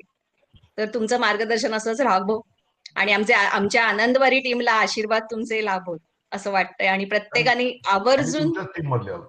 येस सर, नक्कीच. आज सामील झालं म्हणजे आनंदवारी मधले झाला तुम्ही, Yes, वारकरी yes. झाला. माझं हेच आहे, आनंद यायला पाहिजे बस. बस Yes, मजा yes. आणायची. माझा तर आमच्या व्हॅलेंटाईन डे स्पेशल प्रोग्रामचं नाव आहे काव्यगंधाच आहे तो पण, म्हणजे नाही. काव्यगंधाशी संबंधित आहे असं सांग. हा, नाही आमच्या आनंदवारी टीमचं नवीन जे आम्ही व्हॅलेंटाईन डेला त्याचं नाव आहे गुलाबी गुदगुदल्या. मला आता अजून हसायला येत आहे. मी सगळ्यांना एक टीप देईल, म्हणजे इथे जेवढे जण आहेत त्या सगळ्यांना एक टीप देईल की तुम्ही आनंदवारीच्या इंटरव्ह्यू मध्ये जेवढी मजा करत नाही त्यापेक्षा किंबहुना खूप जास्त पटीने तुम्ही एन्जॉय कराल तो प्रोग्राम. नावावरनच कळलं असेल. पण आता भेटू आपण. थँक्यू सो मच वर्षाताई. आता खूप उशीर झालाय. चलो, उद्या सरांना पण जायचंय. Bye. Okay, Thank you, thank you thank you. Sir, thank you Thank you, thank you thank very you. Much sir.